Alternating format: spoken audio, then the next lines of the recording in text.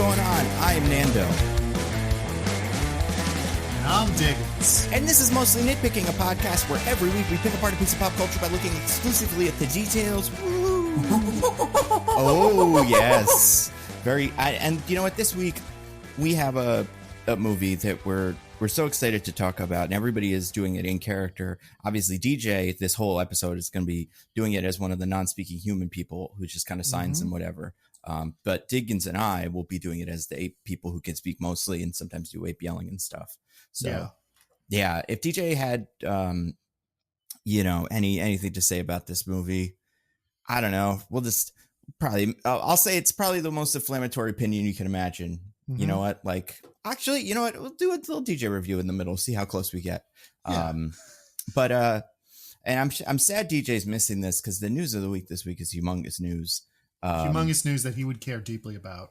Yeah. Young Sheldon is dying. The show and the character, I assume. For people that don't know, young Sheldon is a child genius named Sheldon Cooper, as seen as an adult in The Big Bang Theory. And he faces unique challenges as a child. And that's a show. Yeah. And so at the very end of the show, they revealed that they're actually doing a timeline split. Like The Big Bang Theory takes place in the Sheldon triumphant timeline. But it turns out that young Sheldon has been building up to the Sheldon defeated timeline, where Sheldon dies in a tragic physics experiment in a college. Oh my God. And so, it ends with his funeral. I feel like that would be pretty funny if because I don't know if they've done this on young Sheldon at all. Have they ever? Because from what I understand about Big Bang Theory, the people that he hangs out with are just like roommates from college or something. They're not characters that you would expect to have shown up on young Sheldon. I don't think that he met any of them in the young Sheldon time period, but I've also never watched a single episode of either show. Yeah, that's true. That is the tricky part of this. And I couldn't tell you what any of the names of the young Sheldon character or the old Sheldon characters are either. Yeah. If only we had DJ here who has watched every episode of both shows because they're his favorite shows ever. He likes it when kids wear bow ties and don't do I don't know. Well, I guess young Sheldon... They act in a way where you're like, a typical child wouldn't act this way. Yeah, now I'm thinking about this. Young Sheldon must be a period piece, right? Like set in like the 90s or 80s or something? Yeah, I guess, yeah. So is he skateboard and stuff or not skateboard because he's not cool? Well, yeah, he must not skateboard because he's a little smart loser. He probably makes a skateboard out of like materials, and then it's like got a rocket on it. He's suggesting a world in which the young Sheldon show is Jimmy Neutron? Yeah, exactly like that. Well, I mean, honestly, it might as well be. Instead, what is it just going to be him wandering around going like, man, it's weird being young, but like, let's have him be a little boy genius. And I think he's supposed to be like a really smart physicist on the show. So yeah, whatever. Maybe make a time machine. Ooh. Yeah. Another way the show ends at the end of the funeral, Sheldon from the Sheldon triumphant timeline arrives back in his time machine and is like, no, it's all gone wrong.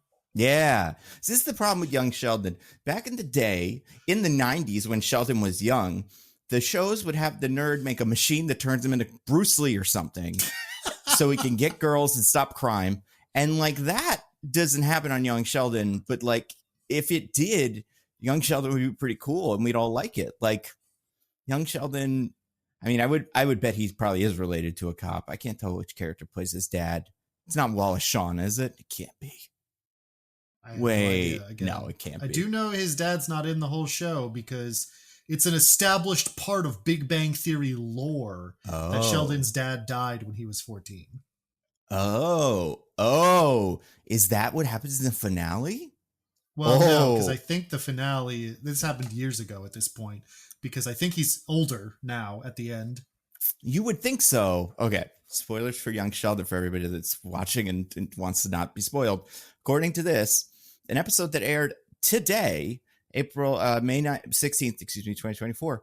The episode is called Funeral. is the finale of the show. Sheldon leaves East Texas for the California Institute of Technology following the death of his father, George Cooper Sr. So I guess that is the end of the show. Oh, so those leaks I read that he died in the show.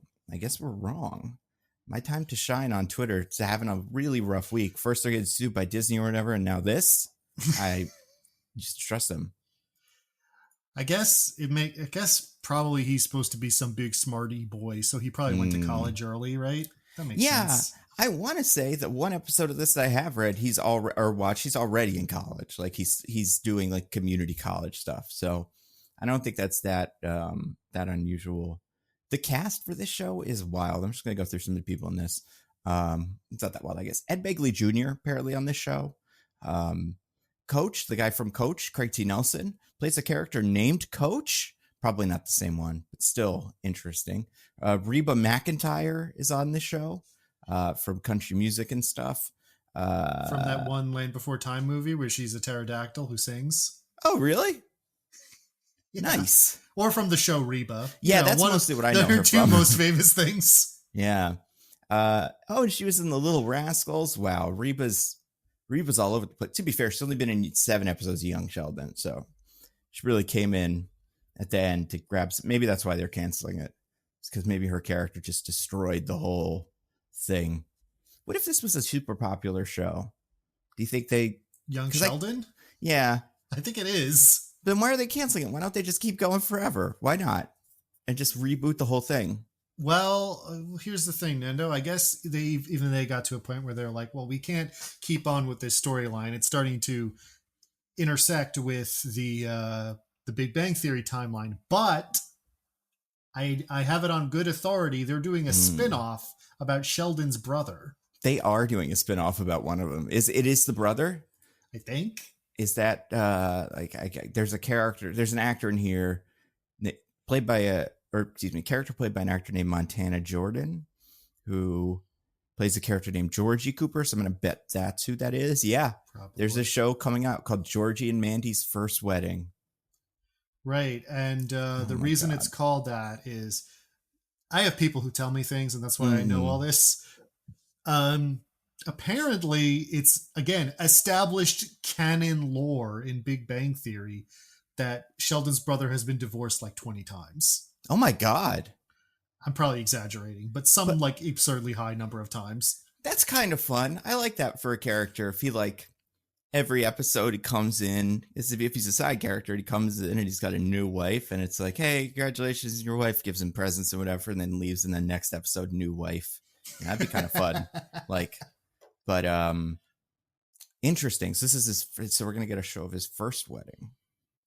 Do you think it's going to be about the slow dissolution of his marriage and his descent into a kind of unchecked hedonism that leads him unable to make or maintain meaningful relationships for the rest of his life? I'd have to assume, although I've never... So again, I don't know too much about these weddings and marriages. What if his first wife was killed by an evil scientist that wanted to get revenge on Sheldon or something? And the show is about kind of him being, MacGruber basically getting, vengeance for his murdered wife. Also, this kid does not look old enough to be married in pictures, but he, I guess, is playing George Cooper on this show. So I don't know. Maybe they need to get him a new picture. Hey, you can get married pretty young. That's true. Depending on what state you live in. I think this, yeah. I actually, now I'm looking at it, I think this kid's his picture looks quite young, but I'm imagining he probably doesn't look like that now. But yeah, so are there any other spinoffs? I mean, there's a lot of other young or Big Bang Theory guys that they could do. The one with the bowl cut, the other one who's kind of famous, who I think is the girl, the other girl that did Jeopardy for a while, the other girl who I think is an actual scientist or something. There's 3 girls. 3 girls, 4 boys, I think. I mean, it's probably more. I think 2 of the girls are scientists. Yeah. And one of the girls isn't. The other one's Harley Quinn and that stuff, and the flight attendant on that show. What is her name? Kaylee Kuko. But yeah, the other 2 are scientists. Yeah, I don't know. It's the most I know about this show is from a couple of videos I watched about how the show is weird and sexist and stuff. So I hope they I'm get not into that. I'm not surprised to hear that, but that's more than I know. It's got a weird relationship towards women, not in a like bad way. Not well, in a bad way, but not in like the usual bad Not way in you like would a expect. gross way, just in a weird way. No, kind of like that. Like in the like 80s, like let's invent a robot to spy on the girls in the shower kind of way. So Oh, yeah, like so in like it's a throwback to misogyny that we don't really do that much anymore. in a gross way that is like, we still do this? What? Yeah, and in a gross way that feels so fake and folksy that it's like, oh, that's hilarious. But yeah, I'm pretty sure that's happened at one point on this show. I know that's also a plot point from like the Revenge of the Nerds movies or something. Mm-hmm. Speaking of revenge and nerds, this is something nerds like probably. I don't know. Do you know any hardcore fans that we would say are like the same way that people are fans of any other media property whatsoever for these Planet of the Apes movies, like these new ones specifically? Um, I don't think in the same way that like you're talking about. I know people, including myself, who are like, those movies are great and I really like them. But I don't feel like it's like a fandom kind of thing. It's just Yeah. like I think those movies are good. They yeah, they I feel like there's some things that they did in this that I'm like, oh, maybe they're trying to do fandom stuff and like building out things that would be the stuff that you would. But also, I guess the real problem with this is you just can't dress up like them for conventions and stuff. That's one real problem. Well, not unless you get all the makeup people from the Tim Burton one. Yeah, yeah. And have you seen the apparently I think I saw this. They're gonna release a version of this, the one we're doing now, King with Planet of the Apes, without the ape stuff going on, where Well, all like the without the actors are gonna be CGI? in the dots. Yeah. I'm Huh. pretty sure I saw that they were at least thinking about doing that. I think that'd be a great idea. That would be very interesting to watch. Yeah. I'd probably like I'd be curious. I don't think it would make the movie better or worse, but it'd be interesting. I don't think it would probably wouldn't make the movie better, but Yeah. yeah, it would be from like a craft perspective. It'd be interesting to see what that looks like before they add in all the visual effects. And I'm also wondering this: the older ones. Before I get into this new one, did they like they made money? We looked at this last week or a couple weeks ago. They did okay money wise. Did they like win Oscars and stuff? Were they? Oh like, no. Oh, They were silly B movies. but not even like best effects or something. I feel like that this movie was really jonesing for that. I don't think so. I mean, also those old ones, the ape costumes were less impressive. I'm talking about the new old ones, like the ones from the original generation. Oh, I'm sorry. Yeah. I thought you meant like the Charlton Heston ones. No, although I wouldn't be shocked if they did win Oscar. I wonder. Let's see. Just Planet of the Apes. Oscars. I don't know sure that they won anything. They probably got nominated for some effects stuff. I guess the reason I ask, and also they did win, Planet of the Apes 1 was nominated for Best Costume Design and Best Music Original Score for a motion picture, not a musical. And John Chambers, who I'm going to assume is the director since he's not Charlton Heston. Oh, no, he's makeup designer, of course, won an honorary award, but I don't know when they did that. That might have been that year, but it might have been later. I guess my question, the reason I'm asking is like, it's interesting because this doesn't sit in any of the traditional places. I don't think it holds. Obviously, it's not like the kind of, pop culture fandom kind of thing. It also doesn't feel like it's fully like a prestige thing. The same with it like Dune is, where you're like, whoa, that's a serious thing. It really does feel like it exists in the middle. And not to say that's like a negative thing. It's just interesting that it hasn't fallen onto either side yet. I'm wondering if the people that make it would want that. Like if they're like, well, we want to be the Oscar-y version of like those, similar action movies. But if they just weren't able to get like the pull from the Academy. I just looked it up. All three of the reboot trilogy were nominated for Best Visual Effects, although none of them won. What won those years? Well, me see. back in the mines. Okay. 2014, I think, is one of them. Was the first one 2010? I think so. It's old. All right, so 2010, we're looking at like your Iron Man 2s, what was like, was it Inception? Was that year maybe? Probably Inception. 2014, I'd have a lot harder time with, but that's not Mad Max. That would have been the next year. Visual effects around then. I don't know. And then 2017, I don't know, fucking Thor or something. They probably had cool stuff then that people liked.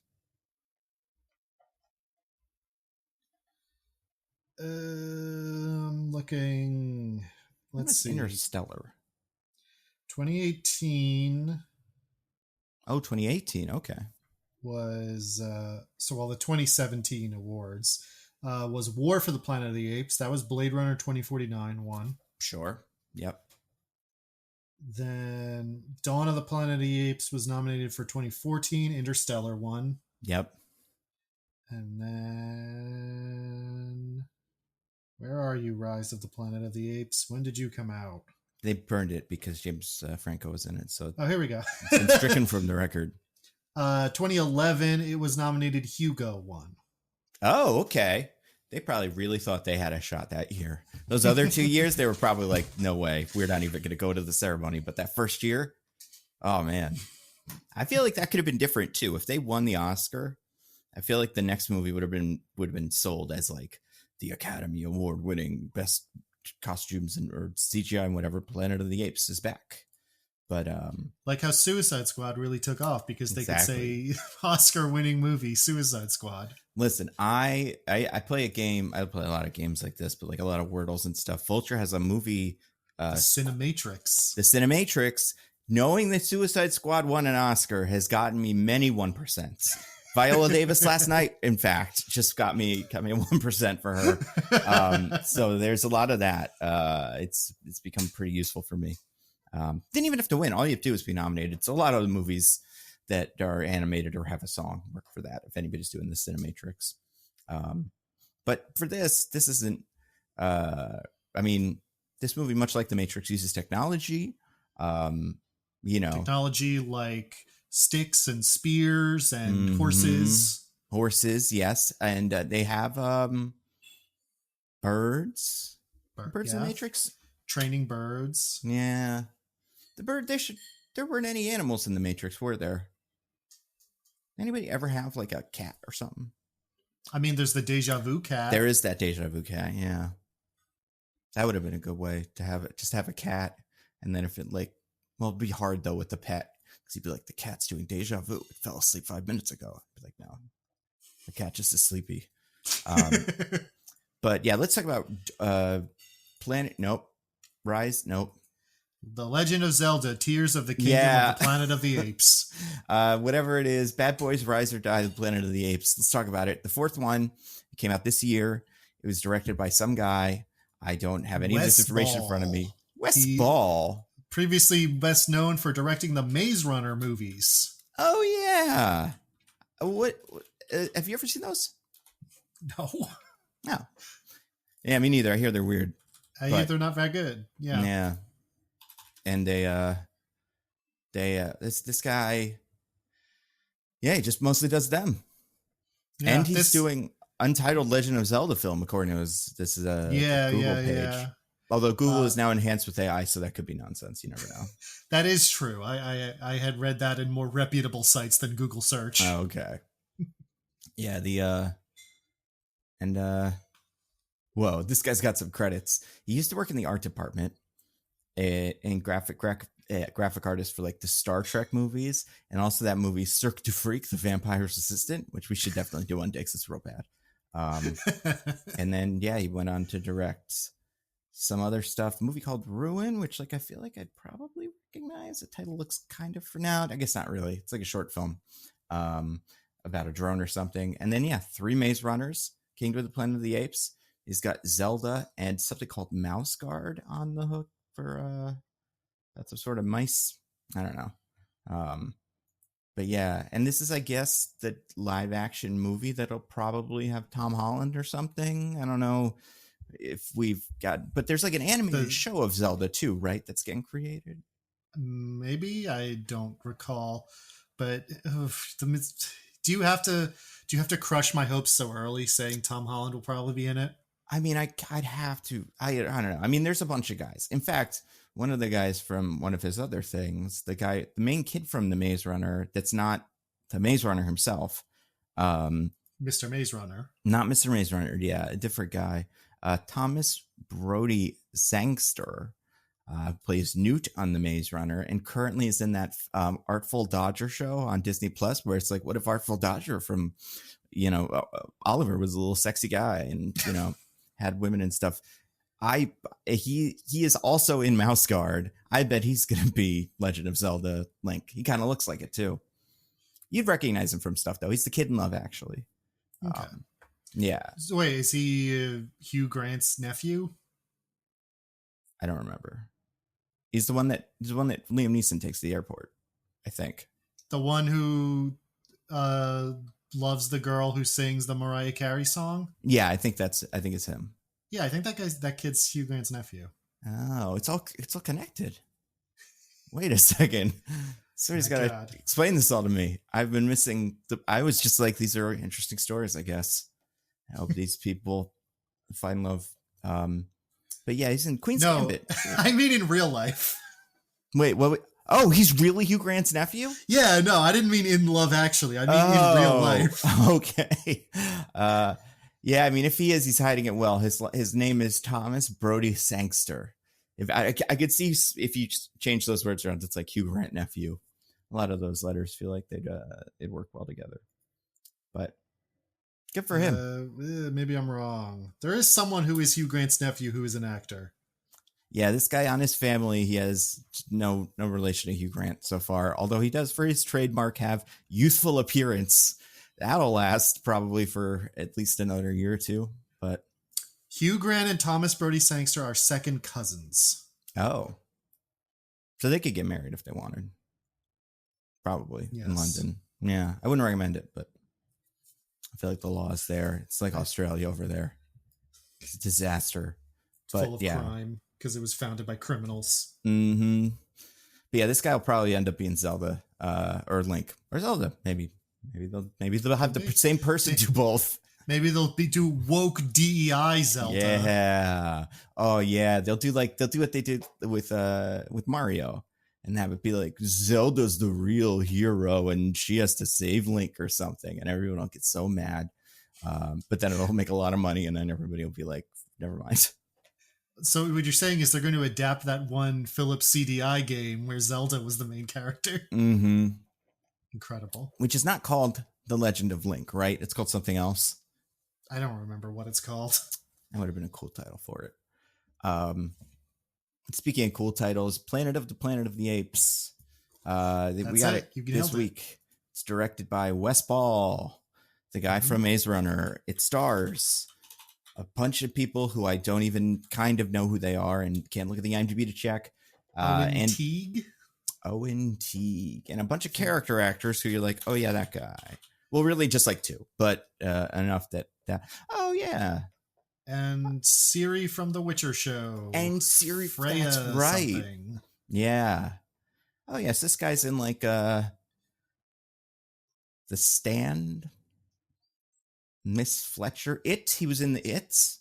Played a character named Patrick Hockstetter. If I had ever read or watched any It, then I would know who that was. Yeah. But yeah, he plays the main guy, and then there's a bunch of other ones, and we'll get to it. I don't know about you. I've never really read any Stephen King. Have you? I mean, I've seen like the movies that aren't horror movies, right? Like, Stand By Me. Well, actually, I've never seen Stand By Me, but I've seen like Green Mile, Shawshank Redemption, sure. And then a couple of the horror movies. So like, but I don't think I've ever read any of them, because they're not comic books. I did read a comic book written by his son, who made Lock and Key. I can't remember his name, but he's That's like basically the same thing as reading a Stephen King book. It really feels like it, and I didn't really like it, so not for me. It just feels weird for our age and demographic that neither of us have ever read Stephen King. Yeah, and he's made so many things. There is a part of me that's like, but have I? But I really don't think I have. If I've there read was one book of his, which was The Eyes of the Dragon. Is it about? What's that about? It's actually a departure from a lot of his other work because it's a fantasy novel. Oh. About like a pair of brothers and finding out that their dad's advisor like killed him and usurped the throne. It's cool. Kind of. Sounds like it's like a little Hamlet thing. That's fun. Yeah, it was a fun little thing. I think I've never read any of these books. I'm looking at all the titles now because some of these are ones I like. A lot of these are movies I've seen, like The Mist and The Running Man, although that can't be the same one. There was another one here.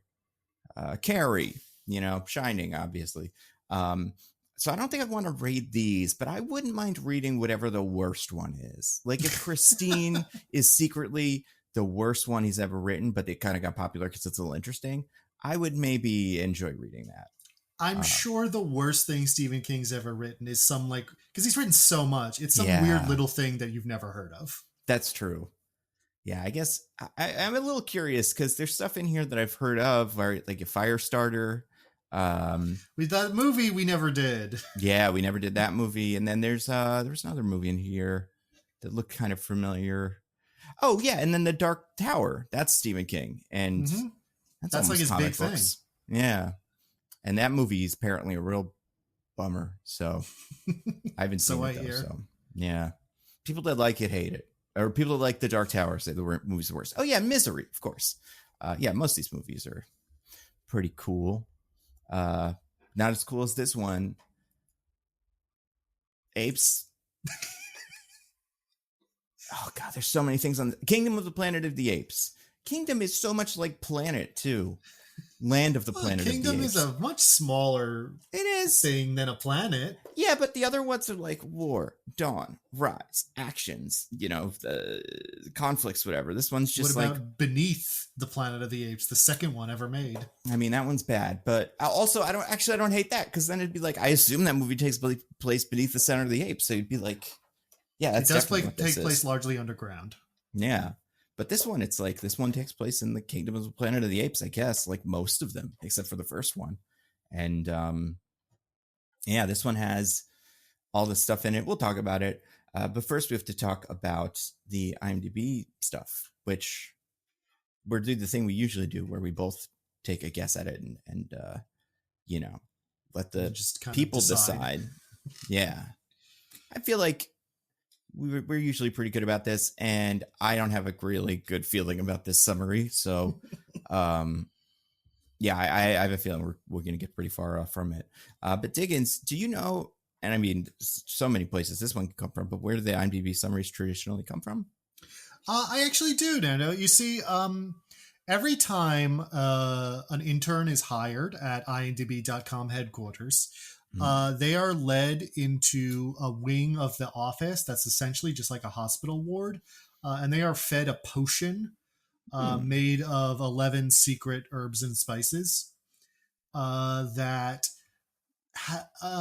if the intern drinks the potion and is fine, then they go on, they do clerical work, they do your average like internship type stuff. But a small percentage of the population is actually attuned to psychic frequencies. And when they drink this potion, it activates them. And so they go comatose. So they're put in one of the hospital beds so that they can be like fed through IV and taken care of. And every week or so, the collective psychic power of all of the interns that are being kept in this comatose state allows for somebody in the room to like read those psychic vibrations, which turn out to be the summaries for movies that will be coming out soon. So they jot those down and they bring them over to the website people, and they put it up on imdb.com. So we presumably on the IMDb page for Kingdom of the Planet of the Apes, they have one of these psychic emanations written down. Neither Nando nor I have looked at it, so neither of us know what it is. DJ will adjudicate, I suppose, but since he has been struck with the simian flu, rendered mute, he can't really say or do anything to tell us who's right or wrong. Yeah. His hand signals are nonsense that he's given us over the webcam. It doesn't mean anything. The problem is that he doesn't know sign language, and neither do we. So this is just completely pointless. But we're gonna do our best to see what TJ maybe thought, and then we'll interpret that, and then we will have a winner for the IMDb game. So who should go first? Would you like to go first, or would you like for me to go first? I'll go first. Okay. Why not? It's gonna be a tricky one. After a mysterious group of apes destroys his home, young ape Noah must embark on a quest to find his missing family. Along the way, he befriends a human girl who turns out to be more than she seems. I don't hate that. Mine's gonna be a little different. Definitely want to have it start with hundreds of years since the death of Caesar, the ape society. Hundreds of years since the death of Caesar, a young ape named Noah must find his stolen family and get revenge on the apes that killed him, the rest of his stolen family that didn't steal, they killed, using with the help of a human who what is that human? It's with the help of a wild human who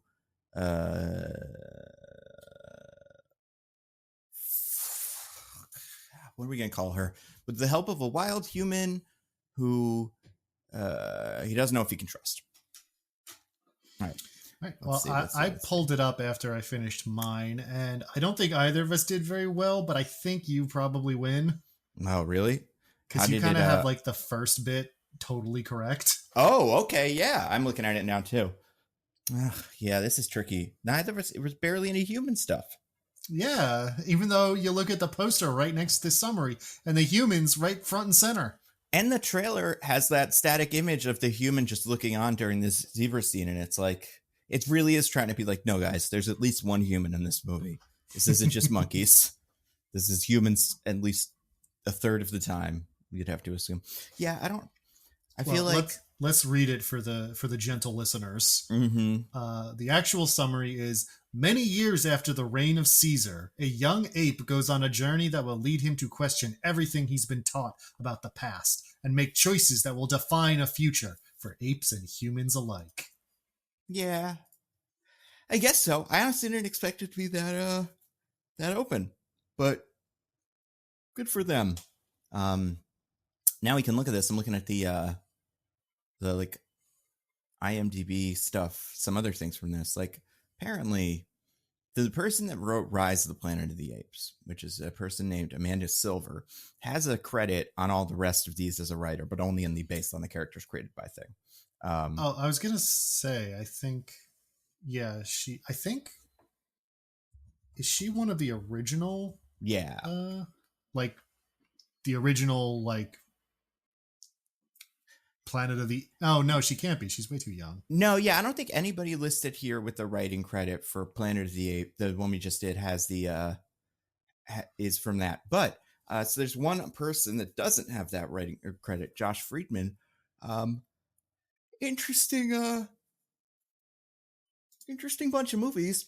Oh yeah, I think I took a look at this fellow and I was like, huh. Yeah, story credit for Avatar 2, and the screenplay credit for Fantastic Four that comes out soon. So, I say the one that's not out yet. Yeah. A writer on Avatar 4. Yep. So skip it, but 3. Not 3. I mean, It's weird because he took like a 20-year gap between writing movies, it looks like. Yeah, it seems like he wrote Chain Reaction in 1996. Story only on Chain Reaction. Just a story. He wrote it on a napkin. What if there was... Who's in this? Let's see. Keanu Reeves. Ooh, this looks weird. Morgan Freeman. Yeah. So it's like, what if that happened? And then, yeah, comes back for War of the Worlds, Black Dahlia, and then the Terminator show. Oh, okay. So this person wrote that.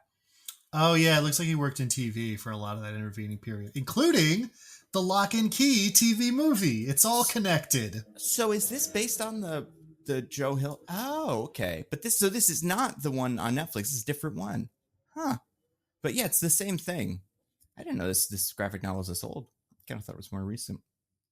But yeah, and then he does something called Emerald City, which I kind of remember, which was like a kind of so how would you describe these? Like a sexy it's one of those Wizard of Oz. What do you call them? The like Gallivant and the Once Upon a Time. Upon a Time. Yeah. It has the Invisible Man and stuff is probably the wizard or whatever. And Adria Arjona is Dorothy Gale from Andor. So yeah, star-studded. Vincent D'Onofrio plays the wizard. This probably stunk, but because I've never heard of it before. But now I'm like kind of into it. Well, let's scroll down to the reception section of this Wikipedia page. I mean, a 38% approval rating on Rotten Tomatoes with an average score of 5.2. That feels about right. So they do that, and then that show apparently took a while. They did the Snowpiercer show, which I also haven't seen, and then the Terminator Dark Fate, which is the one that just ended. Is that the TV show or is that the movie? No. Movie, but Dark like Fate is the movie with Daenerys. No, Dark Fate is the movie with Linda Hamilton. Oh yeah, Genesis you're right. This was why I get these confused. Yes. They should make them easy titles like Kingdom of the Terminators, War of the Terminators, Rise of the Terminators, which is that is one of them. The first one, and Dawn of the Terminators, which is the second one. And then he also wrote Foundation. This guy's got an interesting. Like I don't hate these things. Some of them are pretty cool. I mean, that War of the Worlds movie's weird, but like kind of interesting. Avatar's I like that War of the Worlds movie. It was like nobody knew what to do with it at the time, but I think looking back on it, it's actually pretty good. Yeah, and like it's filmed interesting. I think it kind of falls into some like the scope narrows a lot as it goes on in a way that I think is maybe a little bit upsetting. And then the ending, it's always kind of stupid because it's the War of the Worlds ending. But the parts where stuff's happening, I think are pretty good. And yeah, they this person wrote it, I guess. Kind of. I imagine they wrote a lot of it. They didn't have the idea. I mean, yeah, it's not. I don't think the original War of the Worlds story is very similar to what happens in that movie. Yeah. And but yeah, this guy's got an interesting like kind of, I don't know, what would you call this genre of like kind of man versus nature sci-fi? Because it got like Kingdom, Planet of the Apes, Avatar, Snowpiercer, a lot of like climate change, pollution stuff. War of the Worlds, obviously, also kind of that, not as much. I haven't watched Foundation, so I can't say for sure that that's that, but yeah, something like that. Yeah, I don't have a great feeling about Galactus. I think he's going to be he could be a big pollution monster or something. Probably. He'll be the big cloud from the Ultimate Universe because everyone loved that in that other movie. And we've all looked back on it and gone, that movie was A-okay. And, you know, now we've got new people in it like Natasha Lyonne and John Malkovich. Someone pointed out, if you showed me this 9-person cast for this Fantastic Four movie and you didn't say it was for the Fantastic Four movie, you'd be like, oh, cool. It's like the new David Eggers movie or like some sort of big prestige, you know, like, yeah, you know, Paul Walter Hauser, Ralph Ineson, Evan Moss Backrack, like really in demand people. But no, they're going to stretch around and stuff. One of them's on fire. You know, speaking of on fire, there's some fire in this movie. Yes. A little bit. And yeah, there's a family, much like the Fantastic Four, kind of.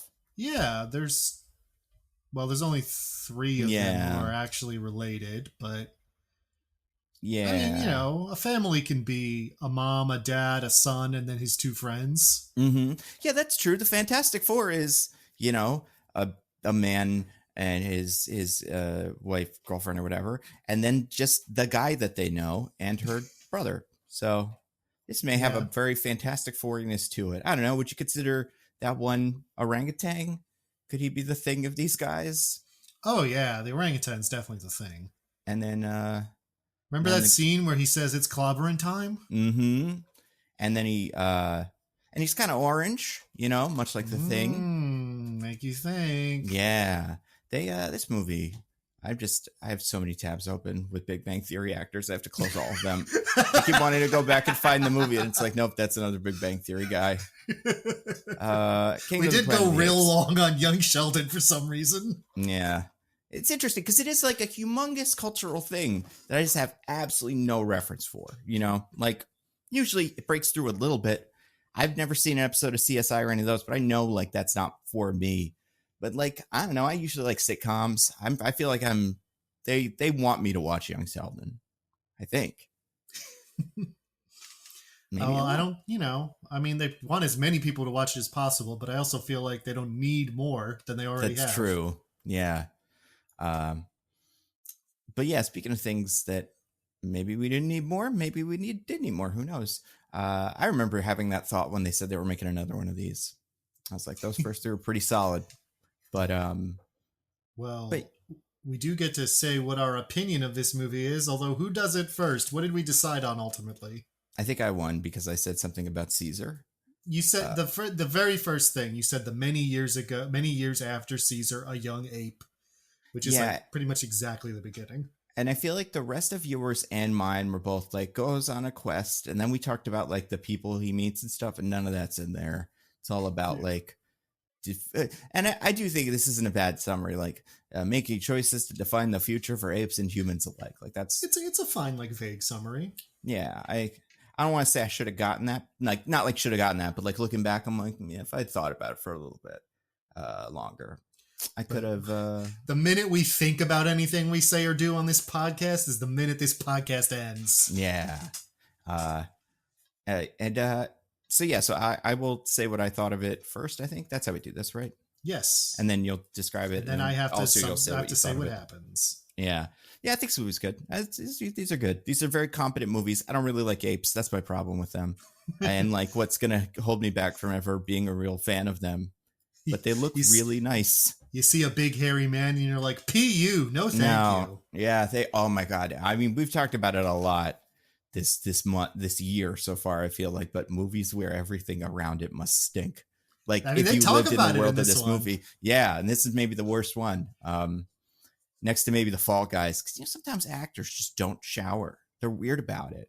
I don't know if Gosling's one of them, but I wouldn't be shocked.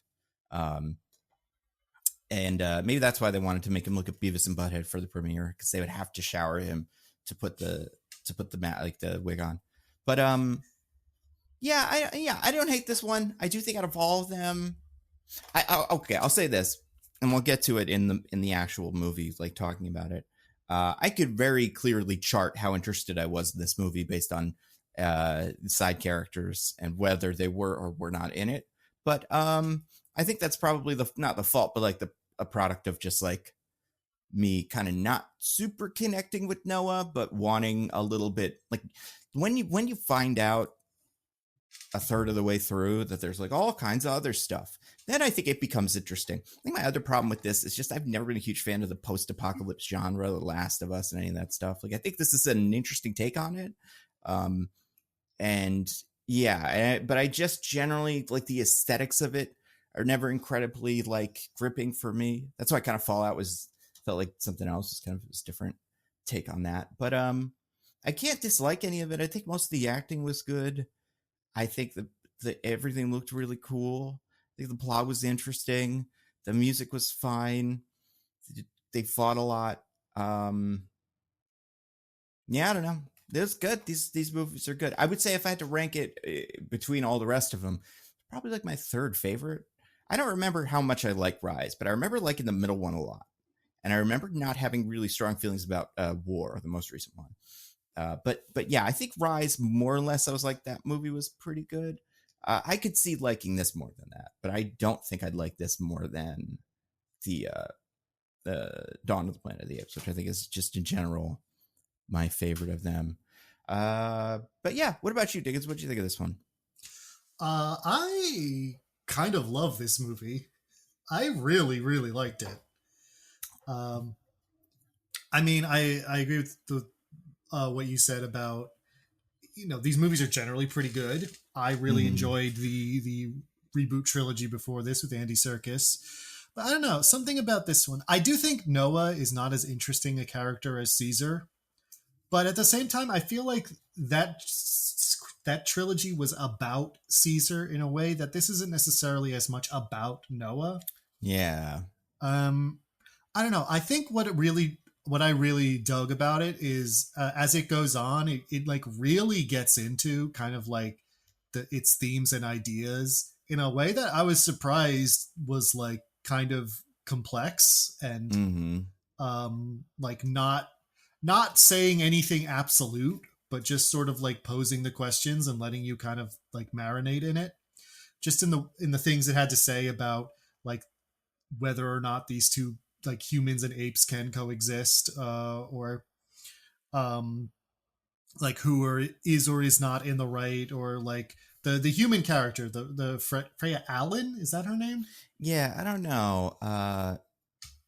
Yeah, the character's real name is May, but throughout the movie they call her Nova a bunch, which seems to be their word for little human stray or something. I mean, trying to keep this unspoiler since that's generally what we do here. So like, I don't want to get too much into all of that, but I think what goes on with her and like her relationship with Noah and like even like the audience's relationship with her, because I feel like they play her very ambiguously in a way that I again was like really into. I just think all that stuff's great. And then, it has all the like the effects are amazing. I don't have as big a problem with apes, and I like the post-apocalyptic genre, so that might be the big thing here, accounting for our differences in opinion. Yeah, I would say this is probably the best post-apocalyptic thing for me. Like, I definitely like it more than Last of Us or other things that are also good, but just like it's a take on it. And yeah, I don't know. I find all the apes kind of weird looking, but yeah, but I think they do a good job of like making them emotive and like they have like clear, readable like emotions and reactions while still looking like apes, which is impressive. It's an impressive thing. Yeah, it's crazy. They look like regular apes. Like, you remember that bit in the Shang-Chi movie where they do a little bit where what's his name? The Mandarin, the original one from Iron Man 3, is like, I wanted to be an actor because when I watched Planet of the Apes when I was very young, and I thought the apes were really riding horses, and I was like, how do you train an ape to ride horses? Incredible. And we were like, what an idiot for thinking those are real apes that they trained to ride horses. But I think if you showed this to someone who was a child and didn't know anything about what was going on, they'd be like, oh wow, how do they did that? That's cool. I guess they're apes, so they're probably smarter than like, your usual animal. And I imagine they kind of put peanut butter on their mouths and then made the words work, and it looks pretty good. I don't know how they got them to keep their clothes on, but the rest of it feels doable. They actually just put real apes in the motion capture suits. My God. They should do that. That would be so funny. To play the people. And then all the people would just to play the feral humans. Yeah. You'd see him in the background just like doing this, and you're like, what's that symbol? It's the ape trying to rip the thing off its head. It doesn't know what it is, so it's just convulsing in the background. Yeah, we should trade. That would be fun. But yeah, no, I really love this movie. I feel like to talk more about why I loved it would get into spoiler territory, so I'm just going to leave it at that. Yeah. Where would you put this between all the rest of them if you had to, That's tough. Honestly, it might be my favorite. Really? Yeah. I mean, I like all those other ones. I think they're good, but I don't know. This one just like really clicked for me in a way that the other ones, while I really enjoyed, I don't think got all the way there for me.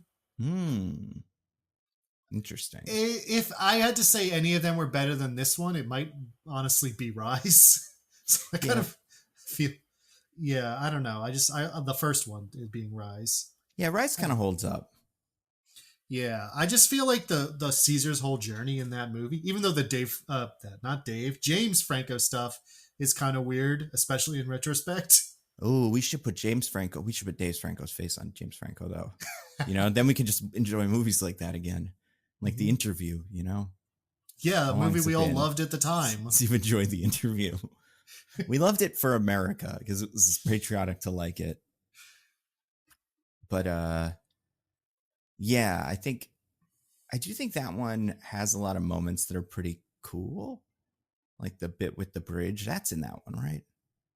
Yeah, that's the end of that movie, is them getting Yeah. across the Golden Gate. Right, because then they end up in the woods and later they're in the woods. Yeah, that part was cool. I do think my only thing with that one my only thing that I think feels maybe different in the other ones is I do think Koba in 2 is pretty interesting. I don't mind the villain in this though. I think he's pretty interesting too. I just don't think we get enough time with him for him to be as interesting as Koba was. I think there's a lot of things about Proximus being the name of the villain in this one. I think there's a lot of things about him that I really loved and like thought were super interesting about him, but it's definitely more by way of implication than like things directly in the movie. So yeah, I see what you're saying. And Koba is great. Koba's a great villain. Yeah, and he's we'll get to it. But yeah, speaking of Koba and apes, let's talk about some apes. Let's talk about the plot of the movie, Diggins. As the person who lost the summary, you get to plot this movie, which not impossible, but it's not like that tricky. But I saw it about 28 hours ago. We'll see how this goes. There's not a ton that happens, but there are a couple things that happen that are like things. So okay. So we start with a young ape by the name of Noah with his friends Suna and Anaya.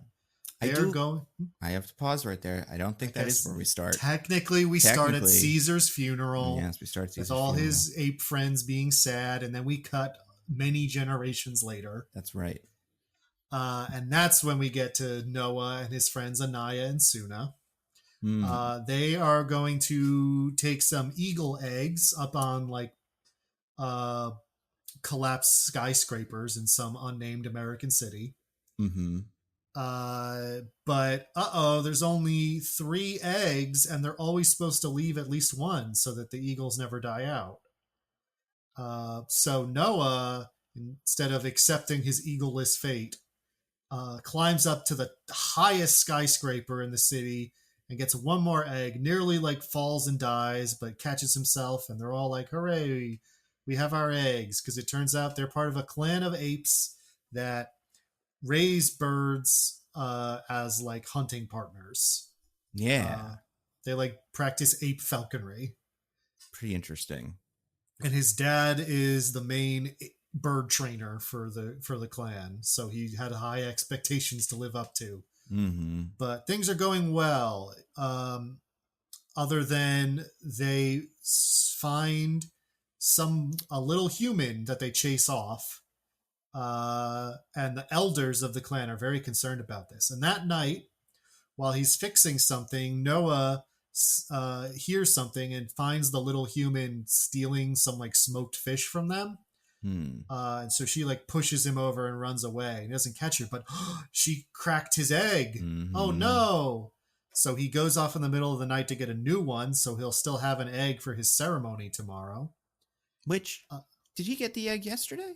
Like, I think he got it that day because it's the middle of the night when this happens. So is he postponing? Like, could he have gotten this before yesterday? Like, is he a bum? I mean, they are supposed to be fertilized eggs that replace, I guess, the birds that they're, going to receive. So I guess the idea is like you want to get it as close to the time as possible so that that makes sense. It'll hatch. Yeah. In a reasonable amount of time before your ceremony. I mean, but after your ceremony. But anyway, so he goes out in the middle of the night. But he sees the scout they sent to chase off the humans is dead with a bunch of other apes that he killed. And those apes are soon joined by even more apes and riding horses and wearing weird masks, who are looking for something. But when they see that a clan exists here, they go destroy Noah's home,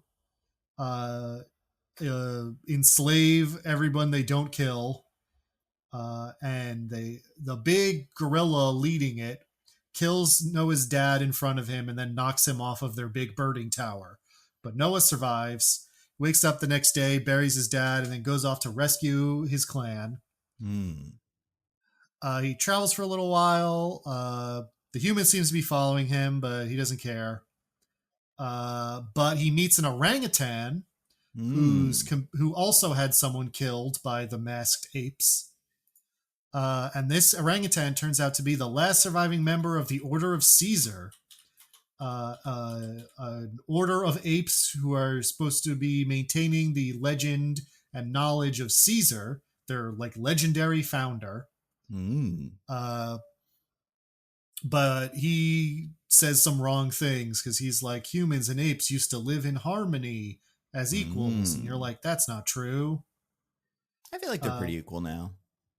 Like right now, the way we're living now, they got, Yeah. Okay. Yeah. I mean, they don't have like little falcons and stuff, but it's true. It's a pretty good situation. Now we're looking at it, considering what could have happened. Not so bad,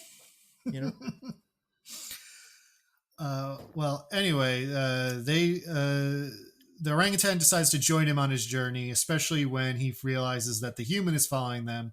He names the human Nova after the little girl from War for the Planet of the Apes. Oh, yeah. I forgot about that. Okay, that makes sense. Mm-hmm. He makes a joke. He says, we name all the humans that we look after like this Nova, and that's why. So the three of them set off for more journeys. Eventually, they find a kind of pack of feral humans. So Noah is like, Raka is the orangutan's name, by the way. Raka and Nova, you two stay here. Like Raka, you teach them, and Nova will be with her kind.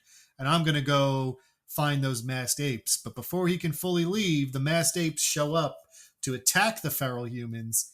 And then it seems like they're trying to capture Nova because once they realize she's there, they're all going after her. And so to get Noah's attention while she's hiding in tall grass, she yells his name. So Noah and Raka riding horses, fight off some of the apes and then escape with Nova. Later when they're talking about it all, Nova reveals that she's not Nova. Her name is May, and she's actually a fully intelligent human. She can talk and everything. And she is also trying to get to the masked ape clan's home because they killed her family also. So they're like, all right, we're all going to go. They come to some big bridge where there's an ambush waiting for them. The gorilla that killed Noah's dad has laid a trap.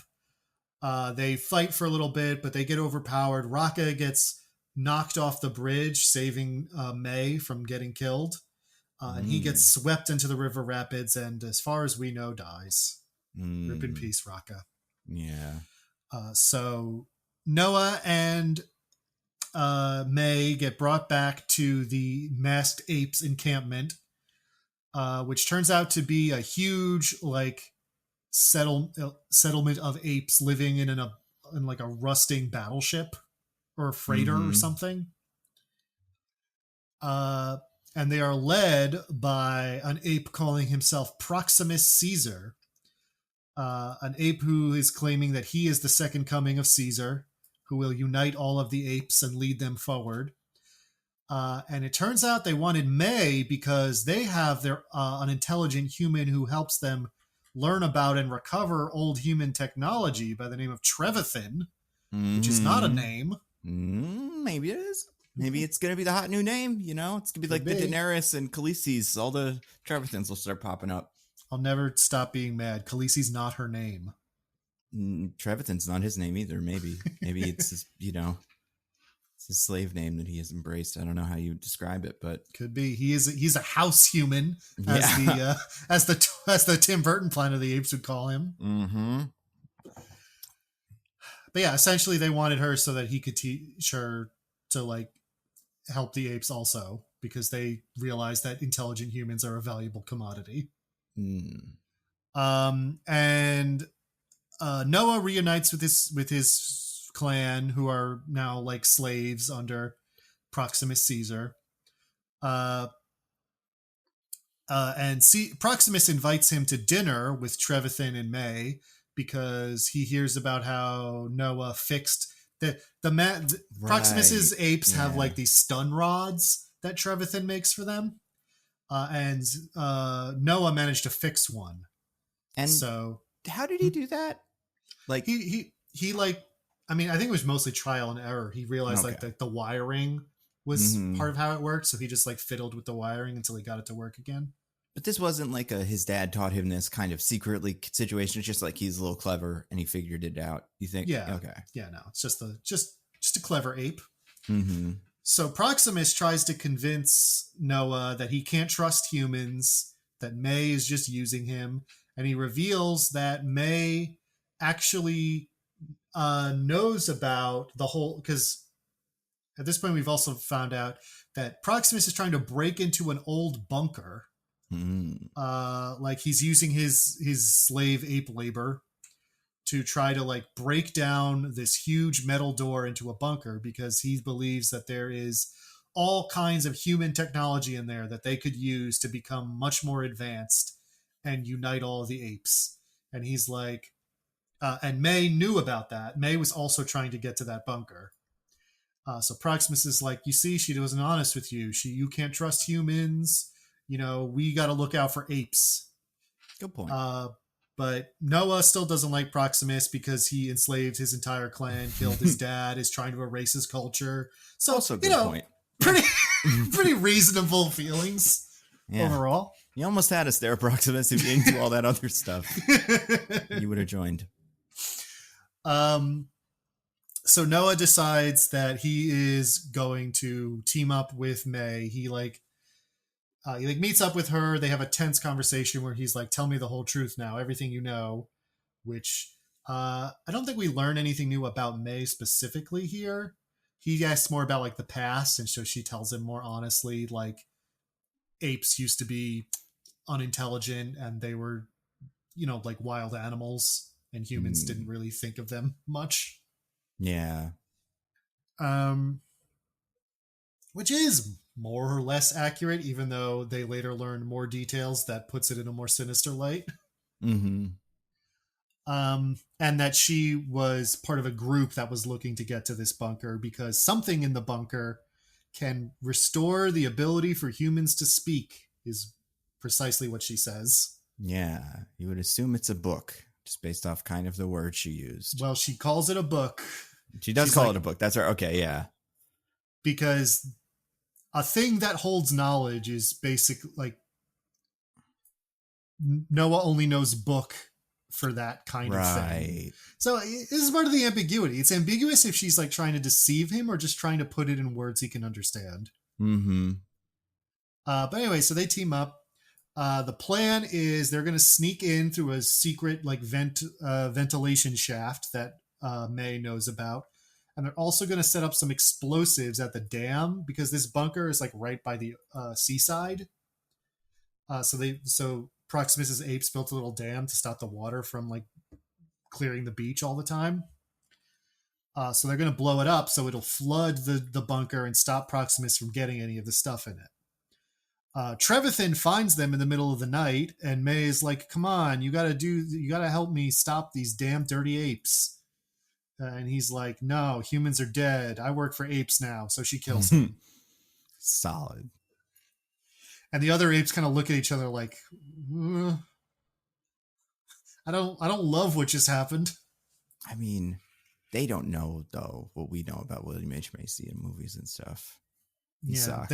They don't know about how his wife did all that stuff to get their child into college. Or that, yeah, even in real life, he's tricky. You can't trust him. What was the thing that he says to her? I can't remember what it is.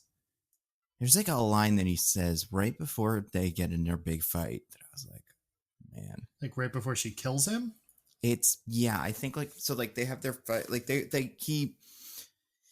he's like, you guys can't leave, don't leave. And she's like, no, we're gonna leave, fuck you. And he's like, go fuck yourself. He doesn't say that, but like something like that. And he had like a line that's like, that's a cool line. Like, it's the coolest thing William H. Macy's ever said. As far as I know, I don't remember him from. I know he says something about like Proximus is going to skin you alive, but I don't know if that's what you mean. With something else. Ugh, man.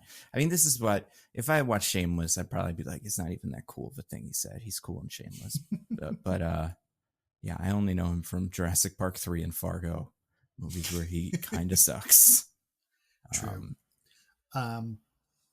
Yeah, they go forward with the plan. They have to climb up a sheer cliff face, which the apes can do because they're apes. They're good at climbing. So Noah carries May up while his two friends, Anaya and Suna, join in. So they make it into the bunker. They explore it for a little bit. It's all abandoned. Anyone who lived there is no longer there. In a conversation with Trevathan, I think May has said half the United States government fled into this bunker when the whole simian flu thing was first starting, which is why it has so much like stuff in it. But whoever lived in here is long gone. There's not even any bodies or anything. They've, I guess, all decomposed by now. But they explore it for a little bit. May finds what she was looking for, which is some sort of like computer chip thing. Chip's like not quite the right word. Like a hard drive kind of looking thing. Yeah, sort of. We don't find out exactly what it is until the end of the movie, but that's what she takes. It's the thing that in a video game you would see on the ground and go, that means it's a computery thing. I should get that. Yeah, basically. Meanwhile, the apes looking around find some old like picture books for kids, including one about a zoo where they see images of apes behind bars, and humans like gawking at them, and they're like, "What is this?" We shouldn't put that in picture books anymore, just in case. Like just in case the apes ever become smart. Yeah, any other animal that's definitely not going to become smart, like lions, or like lions, where if they're smart, we're done. There's no way we're going to have to trick them. Like, just put them in there. Because I don't know. Have you ever seen like apes or monkeys at like a zoo? Yes. Like, they're weird. I don't like them. You know, they're always up to stuff. It's not fun. But with big cats or something, it's kind of cool. I don't know. It's kind of sound a little like you're ape racist, Nando. I am, I think. I think that's part of it. I think I just don't like these things at all. In zoos, in movies, no thank you. I'm trying to think of the last movie I saw with an ape where I was like, I like that guy. I guess Jurassic Park. Or not Jurassic Park, excuse me, King Kong. He was pretty cool in King Kong. He had a beard. But, sounds like you might side with certain people's opinions in this movie. Oh, for sure. Yeah. But anyway, they like go to open up the bunker door from the inside so they can flood it and destroy all the stuff. So Proximus doesn't get it. But Proximus is waiting right outside when they open the door with all his guys. Yeah. Classic villain move. Mm-hmm. So Proximus like comes in and is like holding up a knife to Suna's throat, or having one of his guys hold up a knife to Suna's throat to be like, Noah, I told you can't trust humans. Now tell me what she was planning to do, and I'll let your friend live. But if you don't, then I'll have her killed. I mean it. And Noah's all like conflicted because he does still hate Proximus, but he doesn't want Suna to die. He's like, but then bang, huge noise, and the monkey threatening Suna dies because May has a gun that she found in the bunker. Damn right. She has like a little pistol that kills the ape, and Proximus like hides behind a bunch of his guys, but he's fucking loving it. He's going nuts. Yeah.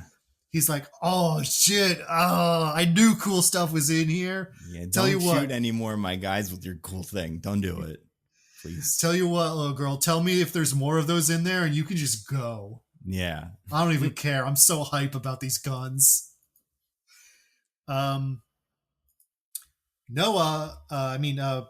May very obviously does not want this to happen, and Noah can see what she's about to do. Because the original plan was he was going to go to clear out all the Eagle clan, is what he calls his clan, so that they didn't get hurt by the destruction of the dam. But they're all in here now because Proximus showed up with all of his guys. So he's like, May, don't do it. And May's like, I care more about stopping Proximus than you. So she sets off the explosives and runs away. So a huge swell of water sweeps into the bunker. They don't like make a weird point about it like in the Tim Burton Planet of the Apes, but it is true that apes are not very good at swimming. They're too dense. They don't have a lot of body fat, and they have like dense muscles and bones, so it makes them not very good at swimming. So they're having a lot of trouble with this, with all the water flooding into this bunker. But Noah, Anaya, and Suna, since they climbed in at one of the highest points through the ventilation shaft, they know where to go. So they lead the rest of the Eagle clan to climb up through the bunker to safety. Noah fights the gorilla who killed his dad, tricks him into like getting trapped in like a mess of pipes, so he drowns. And then he makes it up to the top with all the Eagle clan. But Proximus is there too. And Proximus starts beating the shit out of him because he's mad. And it's like, you're going to kneel before me before I kill you. So all of your friends and family know that you submitted before you died and that they should never challenge me. But the Eagles are there, and Noah starts singing the Eagle song and finally masters the Eagles like his dad did. What song does he sing? Hotel California? That's right. That's one of my favorite Eagles songs. Or does he sing Fly, Eagles, Fly, the Eagles anthem from football? Actually, he sings, what's the one, the horse with no name? So I don't really know, too. I realized, as I said, Hotel California, I'm like, I think that's the only Eagles song I can name. So is that Take It Easy? Maybe. Witchy Woman. He sings Witchy Woman from Seinfeld. That's it. That'd be pretty cool. Yeah. But so all the Eagles that are flying around above them attack Proximus and knock him off the cliff to his death. So the Eagle clan goes back to their old home. They start rebuilding. They're going to be okay. But May shows up to have one last conversation with Noah to be like, hey, what's up? And Noah's like, Proximus was right. We can't trust humans. But he does give her a medallion he got from Raqqa. That is the image of Caesar, which is, if you recall from the very first movie, is a stylized depiction of the window in James Franco's house. Oh, that always represented home to Caesar. That makes sense. I didn't catch that, but I was like, there's something I'm forgetting that this was. I mean, it's not important, but it's a nice little detail. And she briefly like fingers her gun, like, is she going to shoot him? But instead she just leaves peacefully. Yeah. And then we're treated to some like intercut shots of Noah taking part in the reconstruction, going off to a telescope he found with Suna so they can look up into the sky. At the same time that May gets back to her own bunker, where she gives the little computer chip thing to a woman in a hazmat suit, who then goes deep in the bunker, decontaminates, and meets up with a bunch of other intelligent humans like May, where they put the chip in and activate communications satellites that lets them talk with a bunch of other bunkers of intelligent humans all across the world. Speaking to other people. It restored their ability to speak. Genius. It was true from a certain point of view. Was this actor anybody, by the way? I feel like at the end? Yes, I knew it. It's she was the one from Severance. And some other stuff. Miss Casey. The actor's also in, I guess, Jurassic World. I don't know. Oh yeah, she's a bad guy in the Agents of S.H.I.E.L.D. show. But yeah, I was like, that. It's such a specific face. So that was cool. Deachin Lockman is her name. Cool. She was Miss Casey? In the ex-wife, whatever. Yeah. I think so. She is. Yeah, she's got an interesting haircut in that's kind of distinct. Now I'm looking Yeah, at I guess I'm just looking at this Wikipedia picture and I'm like, this doesn't look anything like that woman. But, styling and everything can really change that sort of thing. Yeah, that's what corporate America does to you. It takes your cool blonde hair and turns it into short black hair. Woof. Because of woke. Because of woke, that's right. But yeah, that's the end of the movie. Whoa, incredible. We did it. Yeah. Yeah, it's a pretty, like, I wouldn't say it's straightforward because it's not. But, like, well, it's straightforward in that, like, those are the things that happen. And it's what happens is straightforward. I think it has some pretty weighty theming. Mm-hmm. And a lot of, like, walking around and looking at stuff and going, whoa, a telescope and stuff. That's, like, big chunks of it. And just going, like, what the fuck? These guys have little birds. Like, do they all have birds? And you find out, no, they're the only ones that figured out birds. That's pretty cool. They're the Eagle Clan. Yeah, good for them. I mean, listen, as someone who lived near many members of the Eagle Clan, I think Caesar, whatever his name was doing us a favor by throwing them all in jail. They were going to do it to themselves anyway. They were, on the next big celebration, like they were all going to like destroy their home, start eating horse poop. Yep, you couldn't grease the poles enough because they're apes, so they would climb up them easily. And it would waste so much grease, it's not even funny. Yeah, it turns out this movie actually takes place in Philadelphia. Well, I wonder about that. That's why they're the Eagle. Do we ever see what they are? It can't, right? But like, I mean, it's by the sea, so it can't be. That's true. Well, there's like the Delaware Bay stuff. Yeah, I don't know, but they have like. I don't think the Delaware could flood a whole bunker like that. I mean, yeah, it's tough because there's like a whole. We see a lot of skyline in some shots, and I feel like you can probably figure out where they're supposed to be if you know like buildings. I think I read that like in interviews and stuff they confirmed it's somewhere in California. Okay, that makes sense. So that's just this whole movie just kind of takes place in the West Coast. Mm-hmm.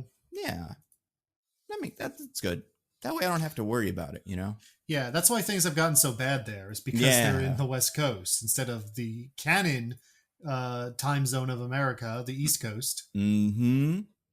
We don't even have apes. We have, what's our problems? Earthquakes now, apparently. So fuck it. I guess maybe we do have apes. Find out about them soon. What we do have is wheels.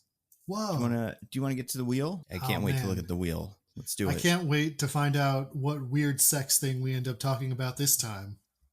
Oh my God. Yeah, that's true. Well, okay. Well, this might be this might help us narrow that down. I spun the wheel, landed on something quite late in the movie, considering how the wheel usually works. But that's just how the wheel ended up this week. Paul Giamatti. I wanted to talk about the ape that isn't Paul Giamatti in this, but I'm like, that one's the Paul Giamatti one. I guess it's not an ape technically. What is it? I can't remember.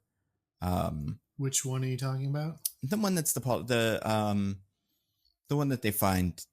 That is this orangutan, I guess. Is that what it's supposed to be? Oh, Raka? Yeah, he's an orangutan. Raka. Yeah. Much more trustworthy than your typical Giamatti ape, but still very much less of a slave trader. As far as we know. You never find out about him. We never find out if in the past he dabbled in slaves.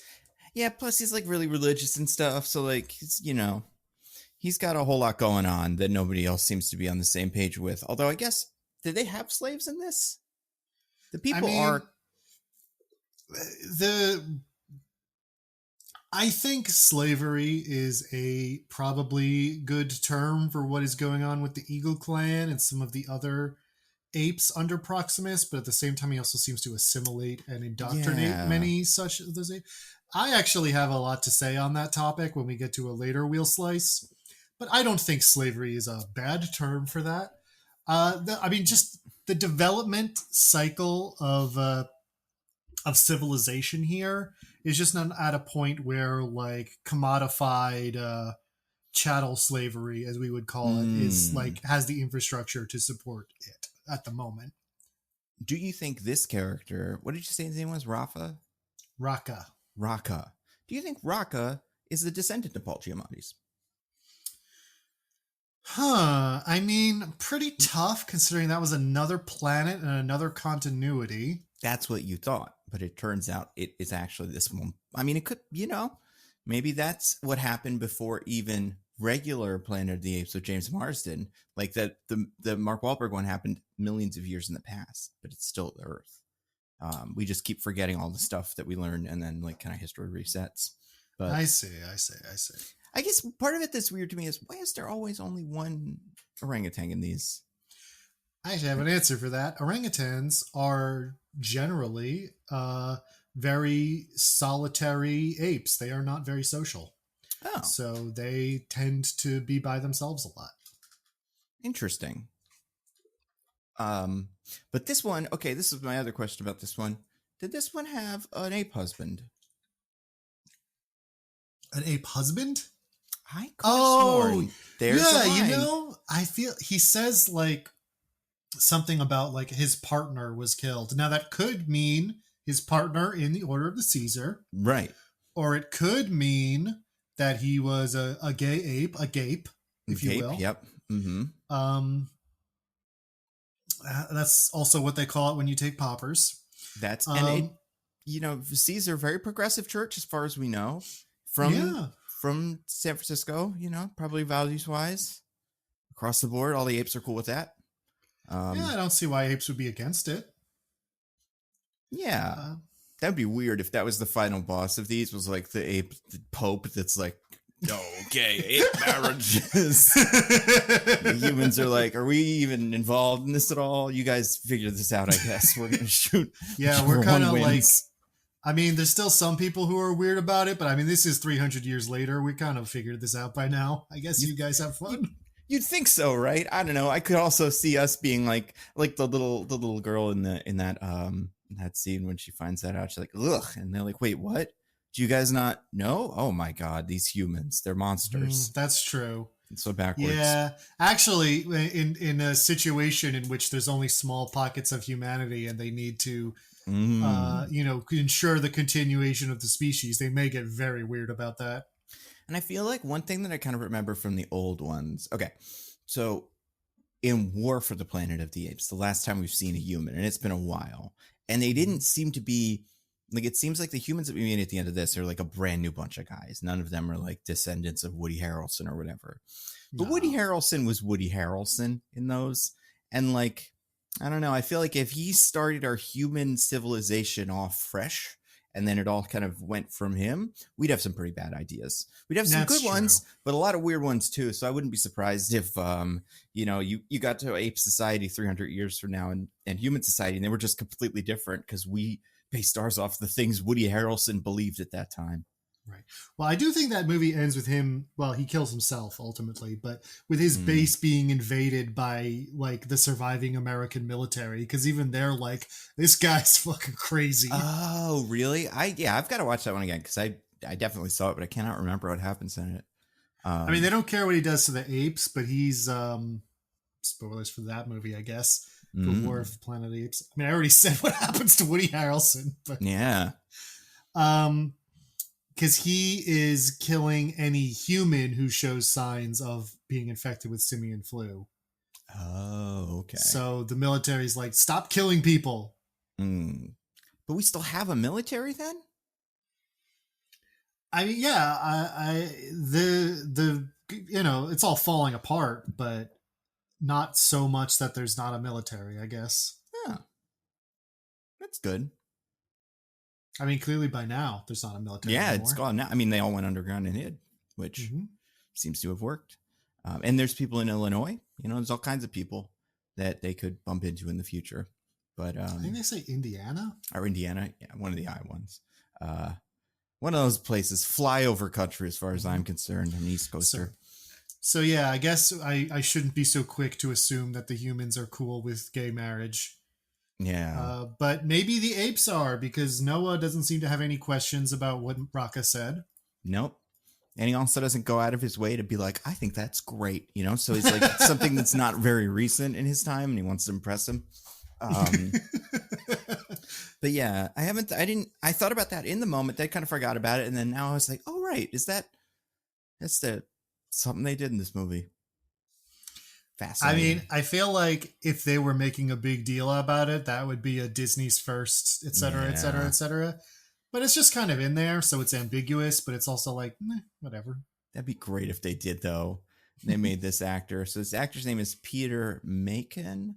The only thing I recognize him from, he was also on Shameless, which I haven't seen, so that's not helpful. Is he was I don't even know what you would call this, the analog of this character was, but at least on that Orville show, he was like the kind of Worf of them, it seems like.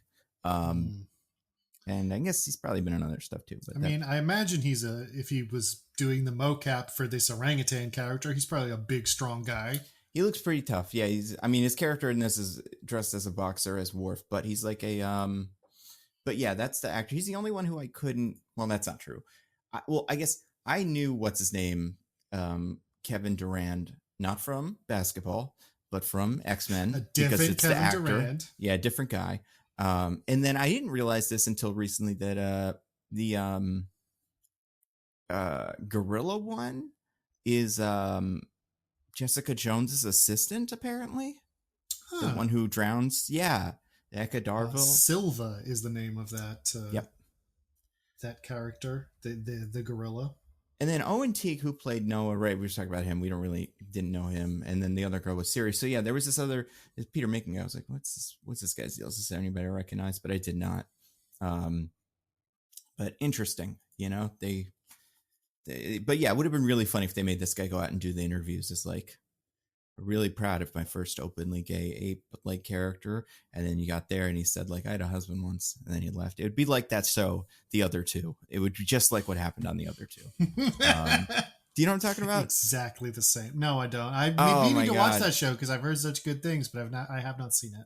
Yeah, I think overall it's a great show, but I do think there's certain parts of pop, because it's a funny show because their characters are all idiots, but also it's like one of those shows that seems like a pretty on the nose critique of a really specific part of pop culture. And in one of them, for one arc involves the main character who is gay, taking a role in the new big Disney movie as the character of Globby, who's going to be the first openly gay glob character or something, and like going on all the press tour and talking about it, and then getting into the movie and everybody's all mad, and then his character doesn't do anything in it, and he like becomes kind of it's an embarrassing thing for him. It's very funny, but it's the first thing I think of whenever any of those anybody goes on TV and says anything like that. It's like, yeah, it's because otherwise he would be with a human woman, but he's with another glob. It's a great show.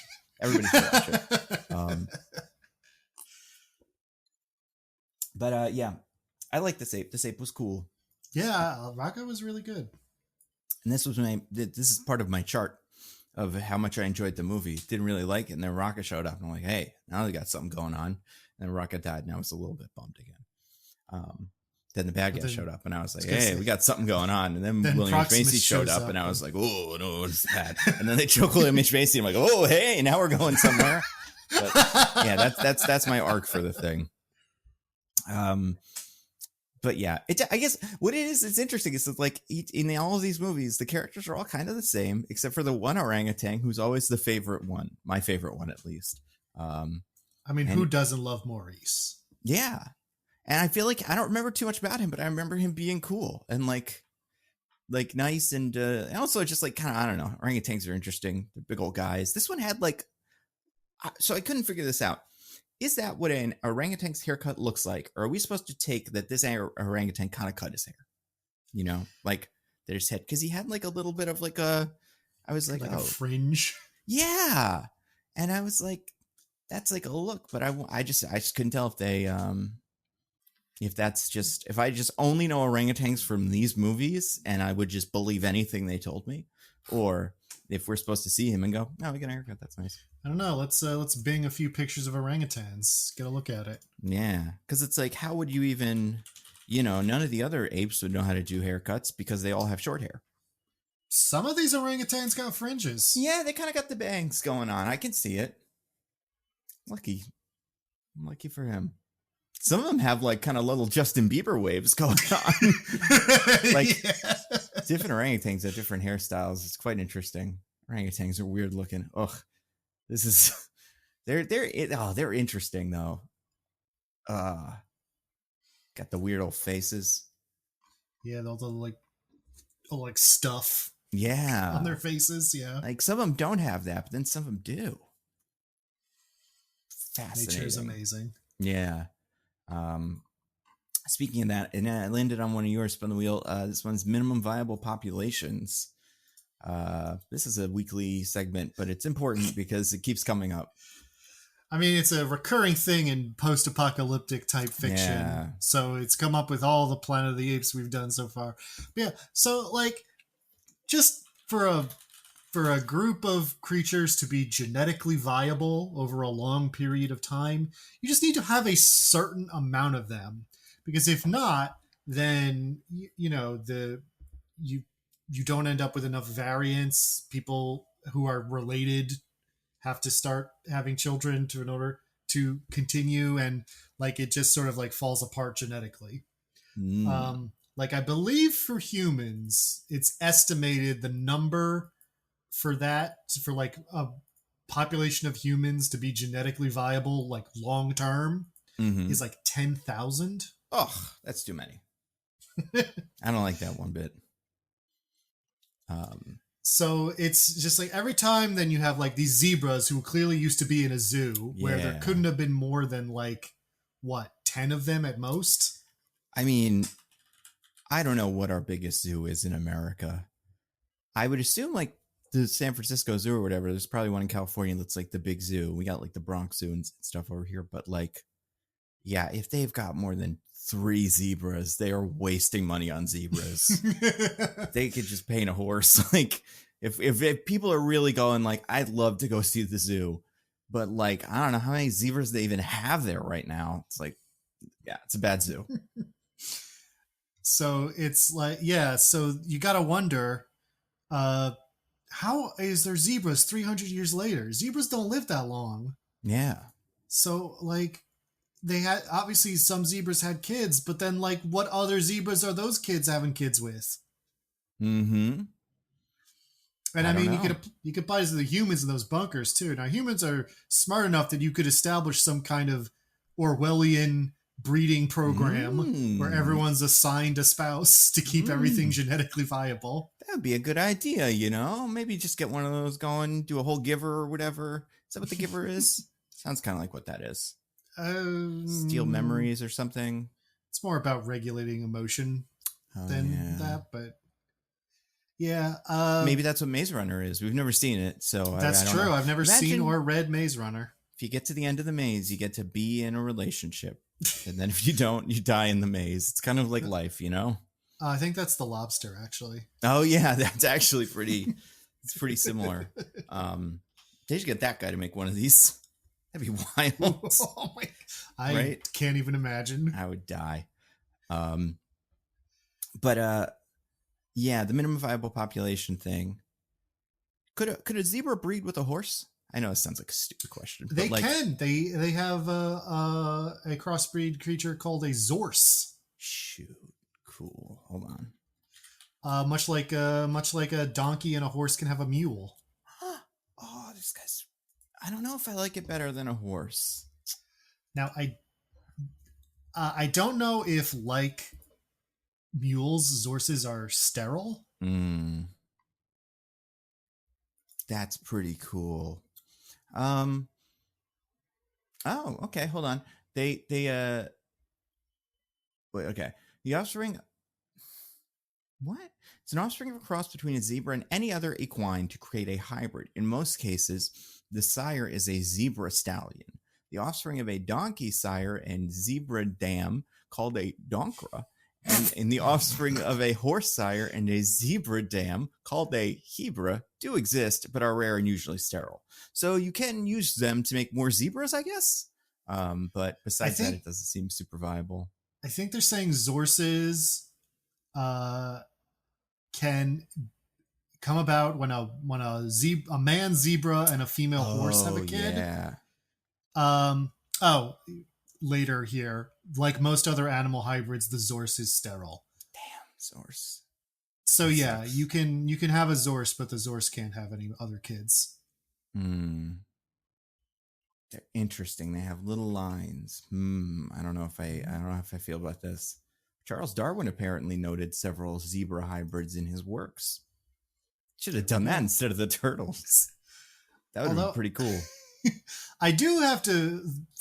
I do feel like of all the like exotic animals to have show up to be like, whoa, Yeah. to have that Last of Us like giraffe moment. Mm-hmm. I feel like zebras is one of the weirdest because to us it's like, oh man, a bunch of zebras. That's weird.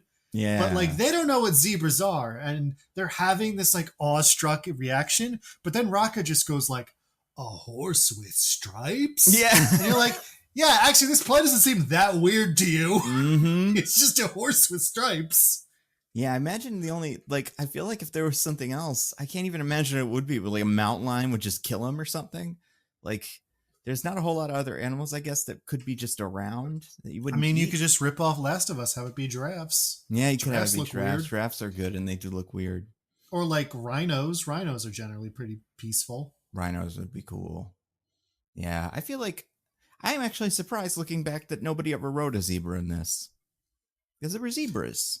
I kind of thought that's where that scene was going. But Yeah. no, the zebras just run away. Hmm. Oh, well. I feel like I read this recently, but I can't remember where. I might be making it up. Maybe it's something I dreamed. Have you ever heard whether zebras are black with white stripes or white with black stripes? I believe they are black with white stripes. I think it's the opposite. I see. Ooh, now we'll see if the dream is real.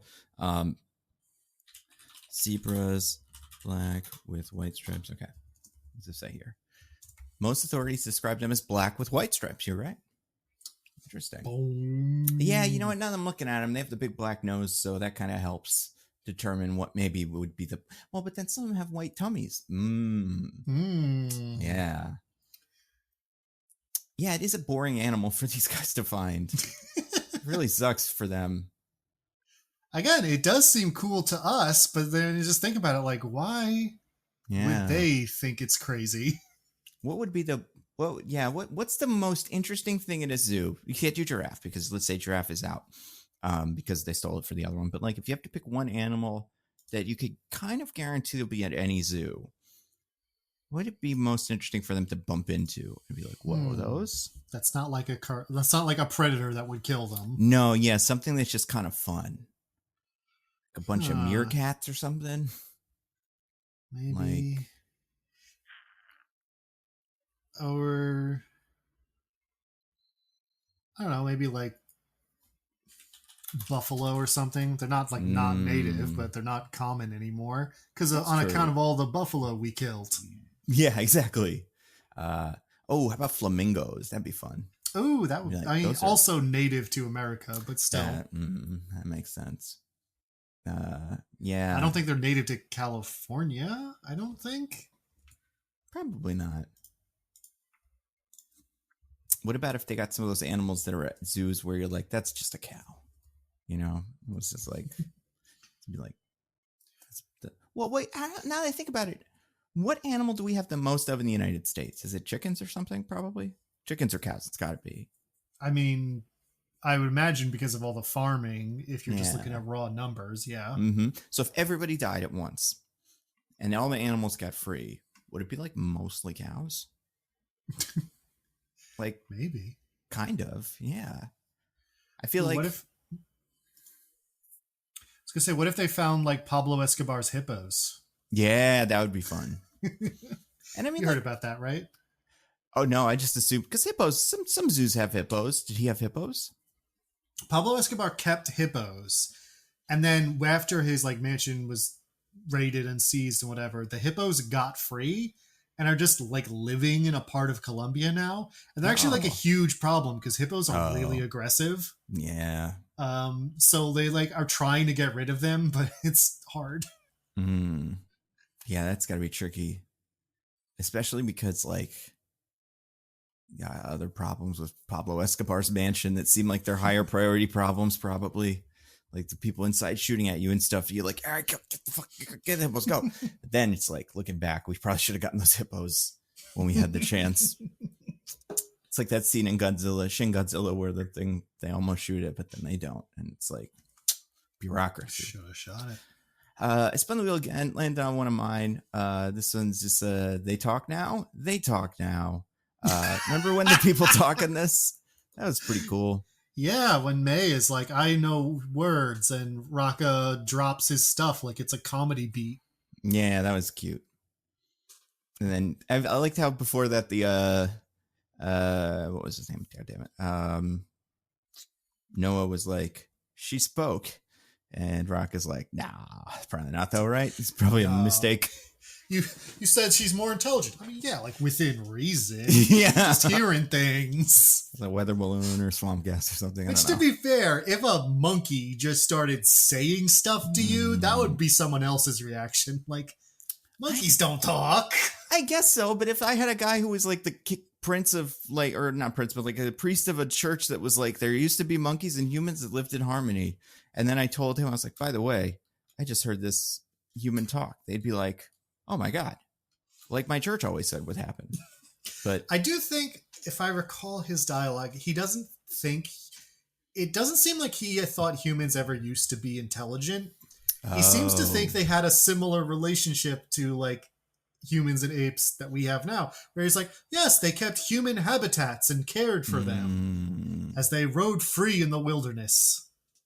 It's cute. So, yeah, what do you think of the... Oh, sorry. No, you go. I was just gonna ask what you think of Ciri in this, from like I said, The Witcher. I really like the character because of how ambiguously they play her. Because, like, much like you, she's kind of ape racist. Yeah, but like she is, not stupid, so she doesn't play that up amongst apes. Mm-hmm.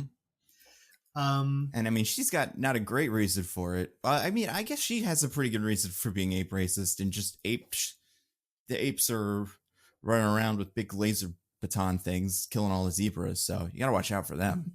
But and also she's what, 15 maybe? Well, how old is this actor supposed to be? 20? I don't know. Probably. She's pretty young. Like, she's probably lived in the bunker for a while. Or is she supposed to be a wild human pretending to be from the bunker? Or like, which, I couldn't figure that out. I think she's from the bunker. I think what it is Freya Allen is 22 years old. Okay. I think what it is she's from the bunker, but her and whoever she was with before the apes killed them were people in the bunker who had a natural immunity to simian flu. Right. So they were the ones who got sent to do this mission because they wouldn't be in danger. That makes sense. What was the other thing I was going to say about her? Did she so she was wearing what was clearly like kind of a shirt, right? Like, yeah, she was clearly wearing like clothes. Did that stick out to you as like, this person's wearing clothes? Or were you like, oh, is this like the Mark Wahlberg one where everybody's kind of wearing a t-shirt, but it's like a little rattier than usual? I was actually, this is somewhat related to what I wanted to ask you, which was like, how much did this actually catch you off guard as a plot twist? I don't know. Yeah.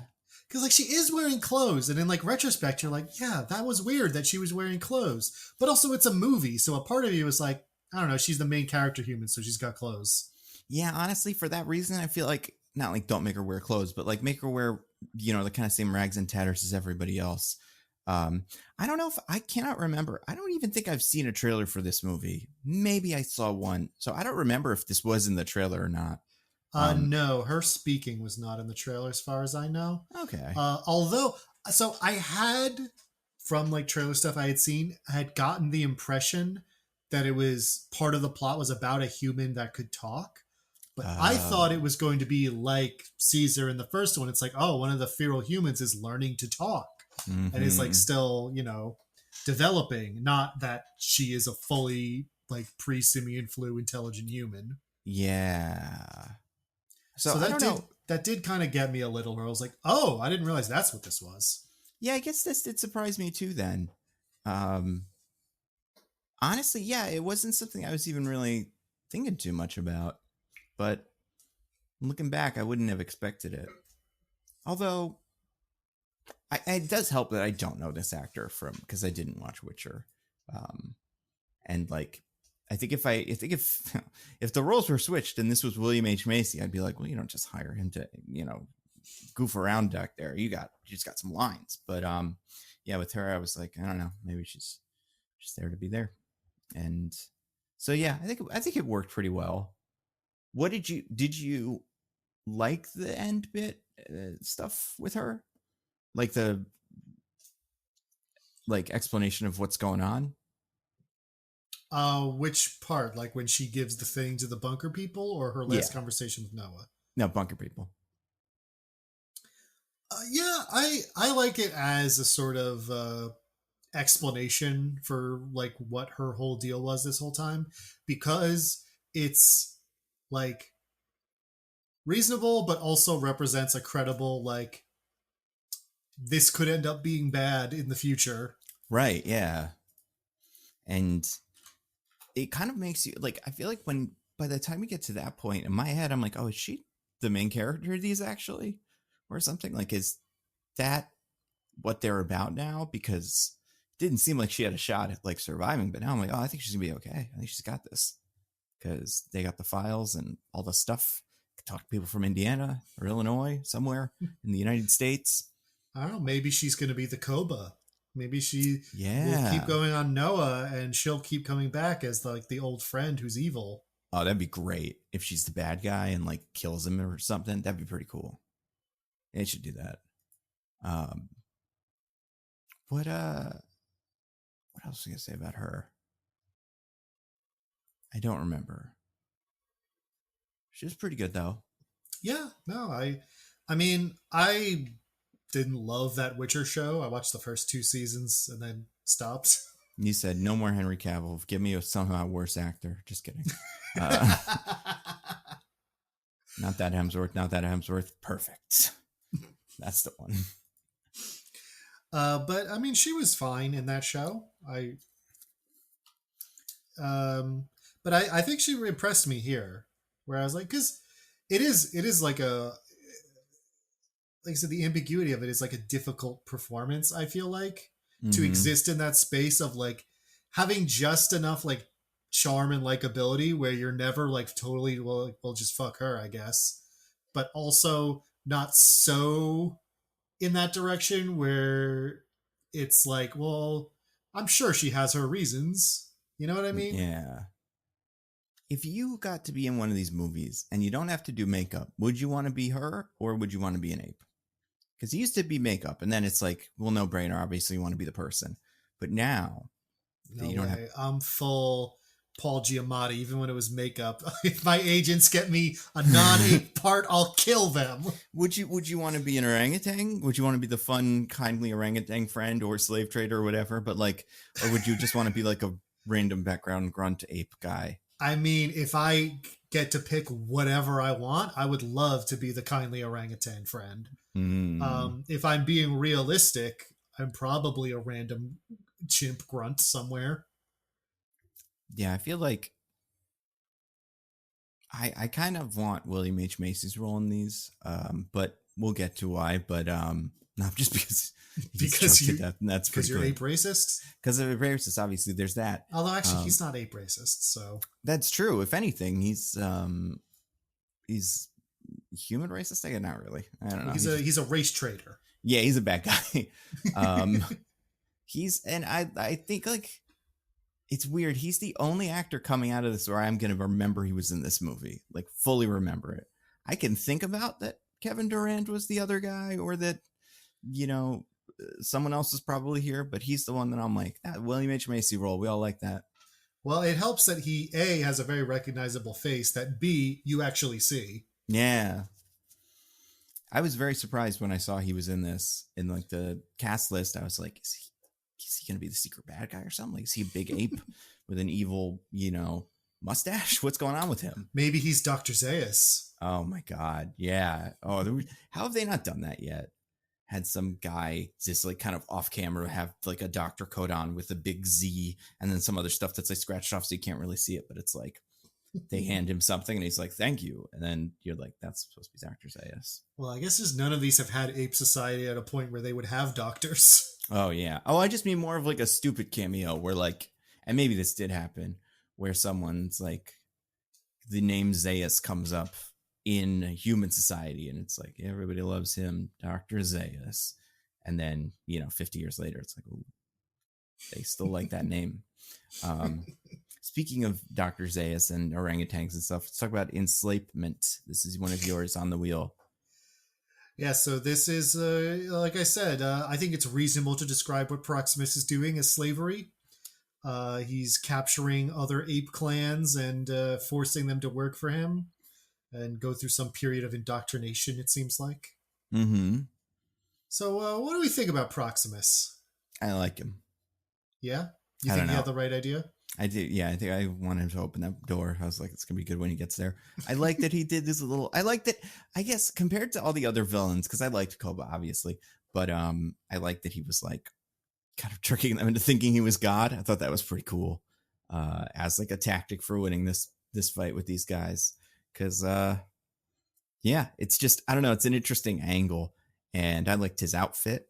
I thought that was cool, and I liked his actor. I thought he was good. This is why there was that one little dip when both of the two ones I liked were dead, or well, then the other one was dead, and he wasn't in here yet. Where I was like, oh, is this movie gonna pick back up? But I liked this little speech where he talked about how today is a good day or whatever. Gave his little hustle grind set Monday morning motivation thing. Yeah. And apes together strong. Mm-hmm. Which, like, I know that's from this series, and like I like that it's like a repeating motif. Yeah. One of Caesar's first rules, etc. But like also I can't help but think about the GameStop meme people. Yeah, they've ruined it. They ruined Apes Together Strong. Oh, yeah, I didn't even think about that. But yeah, I don't know. What'd you think of this guy? Proximus? I thought he was a great villain. Like, I feel like he is compelling and like charismatic in a way where you can see, like, I can understand why after you like beat up and brought here, you might start thinking like maybe this guy's cool actually. Yeah. But also, he is killing and enslaving other apes. So you're like, actually though, maybe I'm part it would of other be apes. Yeah. maybe it would be bad if this guy got a bunch of guns and tanks. Mm-hmm. He what else did I like about him? I don't remember. I do think I really liked his hat, like his whole crown, all that. His little crown. I loved his little crown. Yeah. No, I really like the angle of him like positioning himself as a second Caesar. Mm-hmm. To the point of calling himself Proximus Caesar. Right, because they had there was that bit where the first group of like not laser, like baton villain guys showed up. And I think they said something like "for Caesar" or something, and you're like, "Wait, what?" And then like in Caesar's name, something like that. That's what it was. Yeah, and you're like, "Huh? What are they? What are they? How is this what Caesar wanted?" Right, and I guess for me, I was like, "Oh, they kind of have perverted the words of Caesar," but it's like, no, it's way worse, and that's better. What's his name? Also said "apes together strong," right? The one when he drowned, the orangutan. Yeah. Yeah, because he said all of Caesar's old laws: apes together strong, ape shall not kill ape. But he didn't. Now I'm thinking about it. Didn't he just say together strong because of unity and stuff, not human and ape stuff? Oh, at the end when he was dying, yeah. Putting that together, that's interesting. Well, there's a reason why his little necklace is the symbol for the possibility of apes and humans living together peacefully. Yeah. It's like, that's the thing. I have room in my head for one symbol that's the shape of the window, and it's Doctor Strange right now. So until Doctor Strange goes away, I'm never going to be able to recognize that immediately. But speaking of Doctor Strange, not really though, but let's spin the wheel. Fallout New Ape Guess. Let's talk about Caesar's whole deal. So there was a point when we got to Proximus and we learned what his whole deal is, where I was like, oh, a post-apocalyptic warlord who idealizes ancient Rome. William H. Macy is specifically like, he loves to hear about Roman history.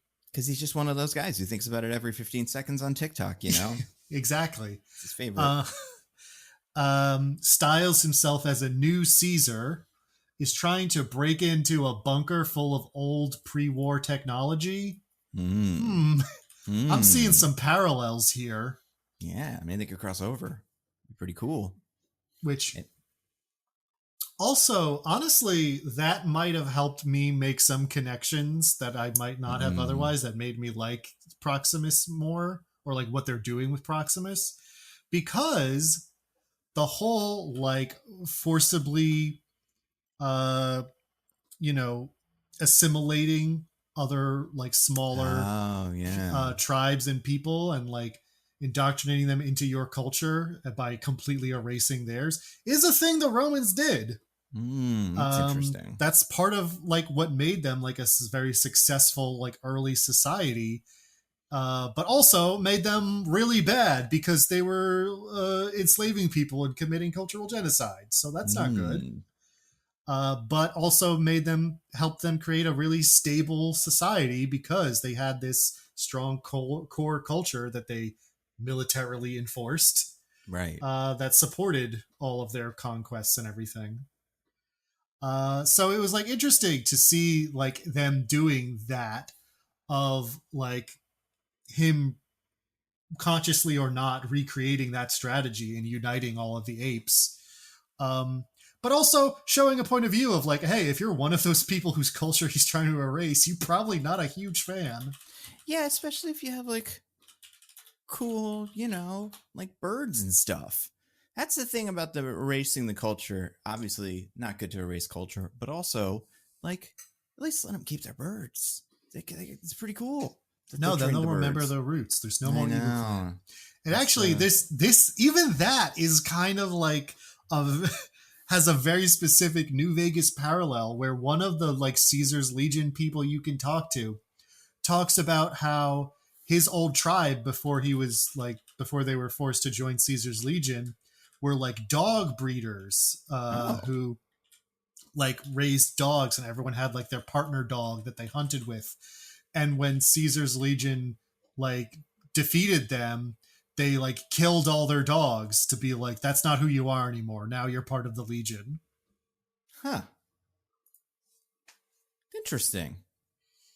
Which Fallout is this? This is New Vegas. This is New Vegas, the best one. That's what I keep hearing.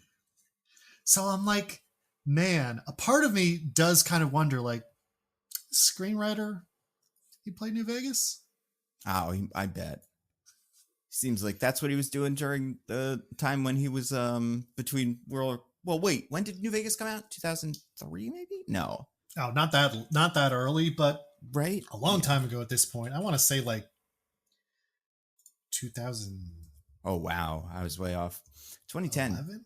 2010. Yeah, October 2010. So I was going to say 2011, so I was close. Yeah. So then, what was the guy that's doing? Wait, I already forgot about Kingdom of the Planet of the Apes. What was he up to in 2010? Was he going and playing lots and lots of this? Was he? You know what? He has no projects in 2010 listed. Suspicious. Yeah. In fact, because he finished on the Sarah Connor Chronicles in 2009. Yeah. Didn't do Lock and Key till 2011. Big gap year for just playing video games. That classic writer thing that they all do. Exactly. What other Fallout things do you think could make interesting Planet of the Apes things? Ooh, that's a good question.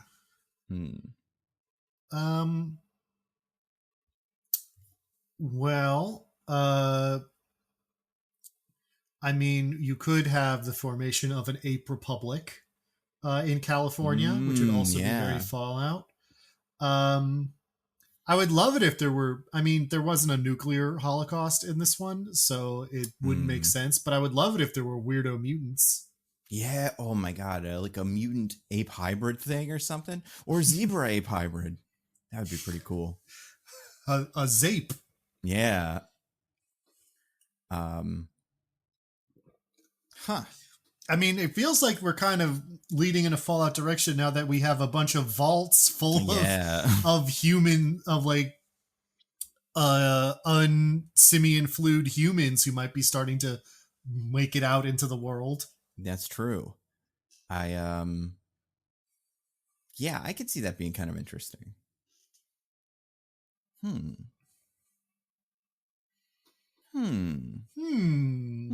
Interesting. I looked up this. How did I find this? I guess I just looked up. Okay, so I went down another little rabbit hole while we were talking about this, about the Fallout thing, because I realized that the actor who played Proximus, I was like, that guy's from Wolverine and stuff. But what else? From basketball. In pro basketball, right? Yeah, when he's not playing acting, he's doing pro basketball. But he was in the Most Deadliest Game movie things that we hate, whatever those are called, that we love, our favorites. Love? Yeah.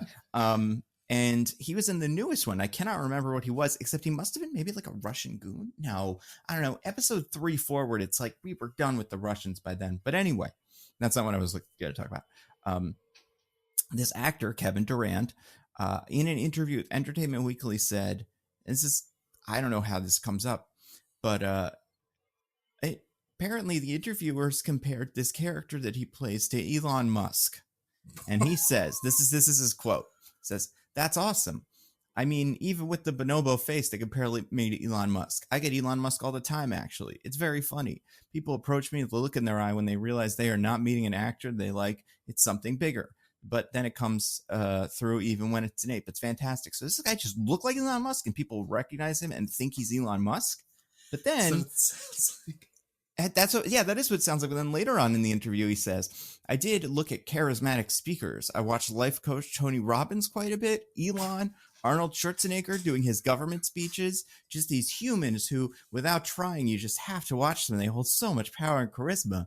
And like almost close. And then also here in this interview, like Musk, Proximus Caesar is also a disruptor in the electricity space. This is not what he's saying. This is what Entertainment Weekly is saying.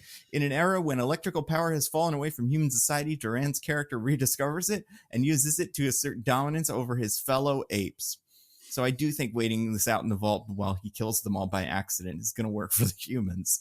I think somebody should tell Noah that not to drive in one of those big, whatever they are, cyber zebras that he's going to roll out in the next couple of years.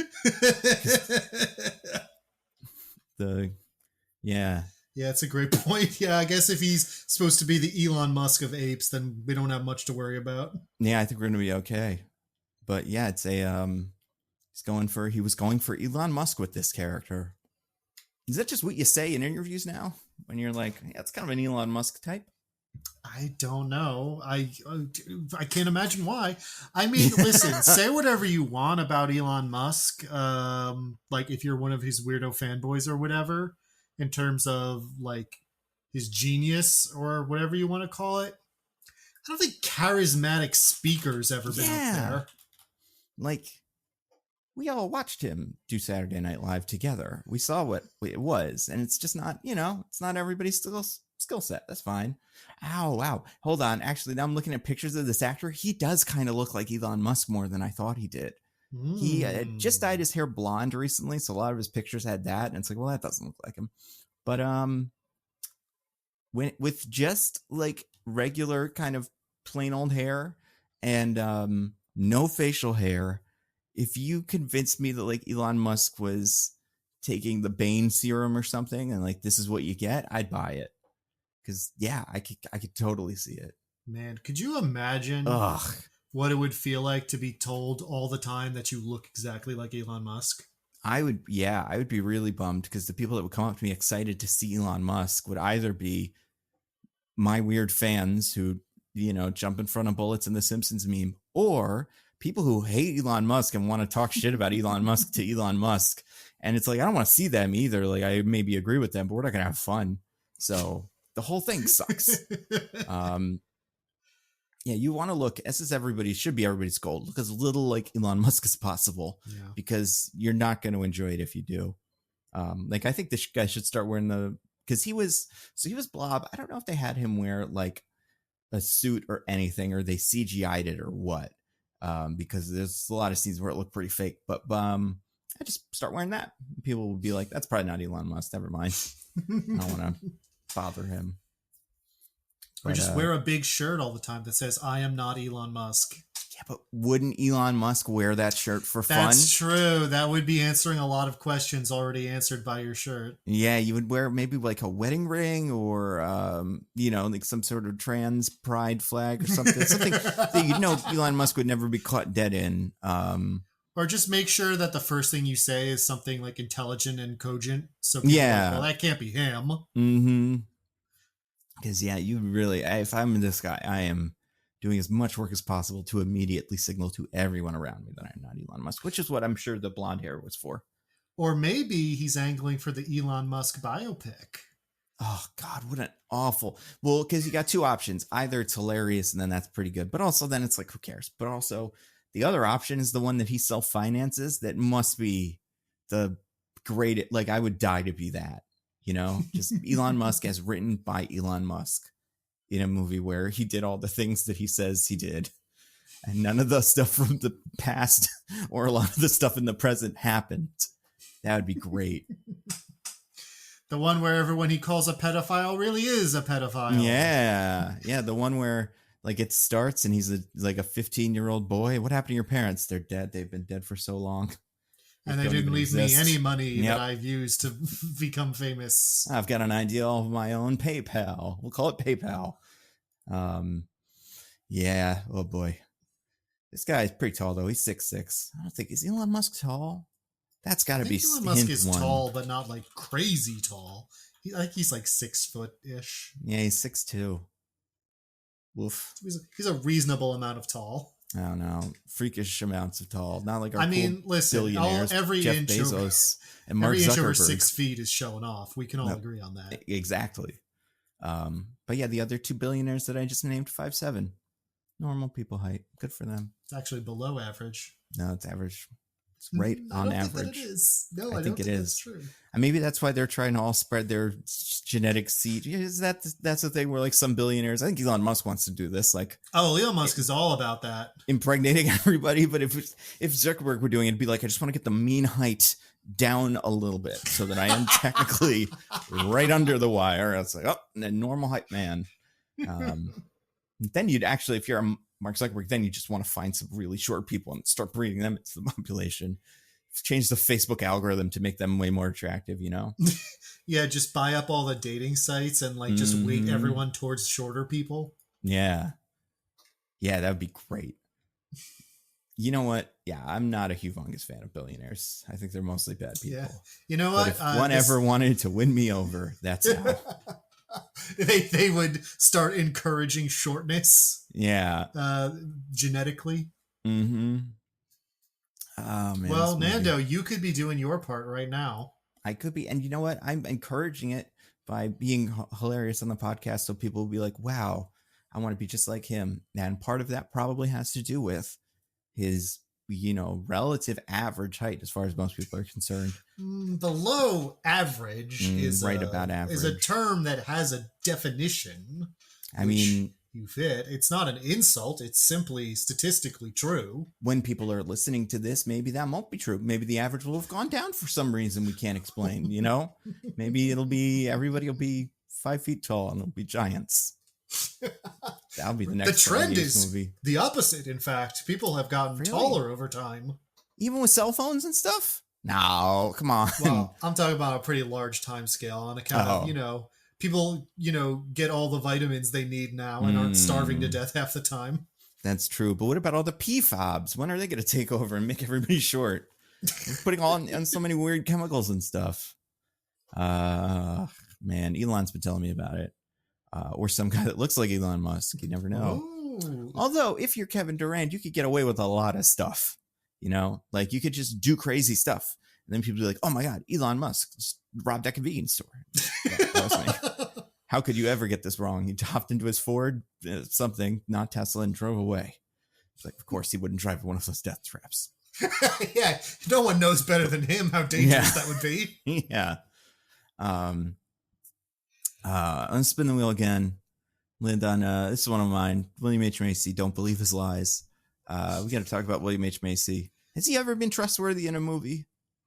Ooh, I don't know. I mean, none that I've seen, but I haven't seen every William H. Macy movie. Yeah, like I haven't seen Shameless, so I don't know. That's like, obviously that's a show, but still, he's pretty bad, I imagine, in that. Probably, somewhat likable, but still mostly a bad guy. Obviously Fargo. The Jurassic Park movie where he lies to the dinosaur people. Yeah. True. Ricky Stenicki, where he's the boss who's a jerk. I haven't finished it, but he's already been that in the movie, and I don't think he's got a big arc. When did you start that movie? When did I start it? Yeah. God, it came out like a couple weeks ago, and I watched. I think it's longer than that. Really? I think it's like at least a month. Oh, maybe. Oh, yeah. No, I'm not going to finish it. I didn't really like it, but I got to the point where he showed up. And I know what his character is, or at least I have a sense for what he probably is. I don't know. Does Dom Twombly strike you as probably being the villain of Marmaduke, the live action Marmaduke movie from 2010? Oh, could be. Ricky Sticky came out March 7th, over 2 months ago. Wow. Yeah, I watched about 40 minutes of it, I would say. And then I was like, I think I get it. And I appreciate what he's doing. He was having a great time. Not William H. Macy. Well, maybe he was too, but John Cena was fun in it. But it wasn't very interesting. It was just such a crazy premise. Have you seen it? I haven't seen it, but I know the premise. Like, just right off the bat, you're like, these guys are not fun. Like, this plan they've set up to deceive their wives is insane. And I can't justify someone who loves movies full of, dirtbags like Wedding Crashers and stuff like that. There has to be a little bit of plausibility. I mean, with these guys, it's just like, don't be married. I don't know what to tell you. You don't want to do it. You don't want to be there for the birth of your kids. So it's not the law. This isn't the Handmaid's Tale or something. I don't know. He was in Sahara as a character named Admiral Sandecker. That seems like a bad guy name. Oh, yeah, he was a senator, and Thank You for Smoking. Kind of a bad guy in that. Yeah, William H. Macy's great. How much was he actually, when you think about what was going on in that movie, how much was he really a bad guy? It's a good point. Oh, he was in the music video for Smash Mouth All-Star as Shoveler? Oh, right, because he was also in the fucking Mystery Men movie as the Shoveler, which was one of his, like, the shitty superhero knockoff movie. I guess they were also in the Smash Mouth video. He's a good guy in that, though, so that broke the... There we go. That's curse. Where we can trust William H. Macy. Yeah, that's really funny. Not like here, where he's a race trader. Yeah. So, yeah, do you want to describe what his deal is? Yeah, so I kind of said in the summary, but basically he is sort of just like kept by Proximus as an advisor because he knows how to read and like knows about old human history. So he can like read stuff to Proximus and tell him about things and helps. And I guess he knows enough about electronics that he's the one who makes their stun rods. Yeah, I assume that's what that was. They do say that because like when Proximus is talking about how Noah fixed it, he's like, he fixed one of your rods, right? Trevathan. Yeah. So yeah, it seems to just be like a way for Proximus keeps him so that he can get access to human technology as a way to get a leg up on other apes. And he just kind of he like many house humans. He gets rewards for participating in this. He gets hot water, food, shelter, gets to just like live his little comfortable life. Yeah. And he's, kind of a jerk like William H. Macy tends to be. Well, because May tries to be like, no, humans should rule the earth. I'm a human supremacist. And he's like, humans are done. It's the apes' time. So I just want to, I'll just take what I can get amongst the apes. Now, are there other humans around besides? Is he the only human that's like actively at this place besides May? It looks like it. Yeah, it looks like. I mean, because I don't imagine that outside of the bunkers, like humans immune to simian flu are very common. Right. Yeah, so I think if I'm him, I don't think I'd want to be the only human. I think that would be my one big stipulation. I want a couple of friends, but I think that's part of why he seemed kind of like happy about May being brought there. He was like, oh, another person I can do this with. Yeah. But yeah, otherwise, I see what he's doing. Yeah. Would you do that if you found yourself in Planet of the Apes world? I mean, as opposed to what, like die in Planet of the Apes world? Like, I'm not going to be able to survive in the wild. So yeah, if I could be taken in by some guys, for sure.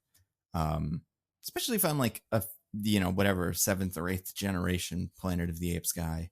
Don't know, that there are vaults to look for, and stuff. Then yeah, for sure, I'll take a job. Plus, maybe this guy is the second coming of Caesar. Well, what do I know? I'm not a scientist or something. I heard about this Caesar guy. He seems cool. I don't know what the rules are. None of us know books. Yeah, maybe this guy. The apes all thankfully speak English for some reason. Yeah. Oh yeah, I would I absolutely. mean, Would you do actually, this? in this world, it's justified that they speak English, but still. That's true. I mean, if I got to the point where I was captured by Proximus's guys and Proximus was like, "Hey, you can read. I need a read guy," and I'd be like, "Yeah, I guess that's my life now. Yeah. I'd rather do that than die." Yeah, and like maybe it'd be cool to see what they're because especially with the door, I feel like that would be what would get me through the day. It's like, man, when they open that door, they're gonna find so many cool things. I'm gonna get an Xbox and a jet ski and all kinds of human shit that they're not even gonna like. And maybe there'll even be people in there. That'd be cool too.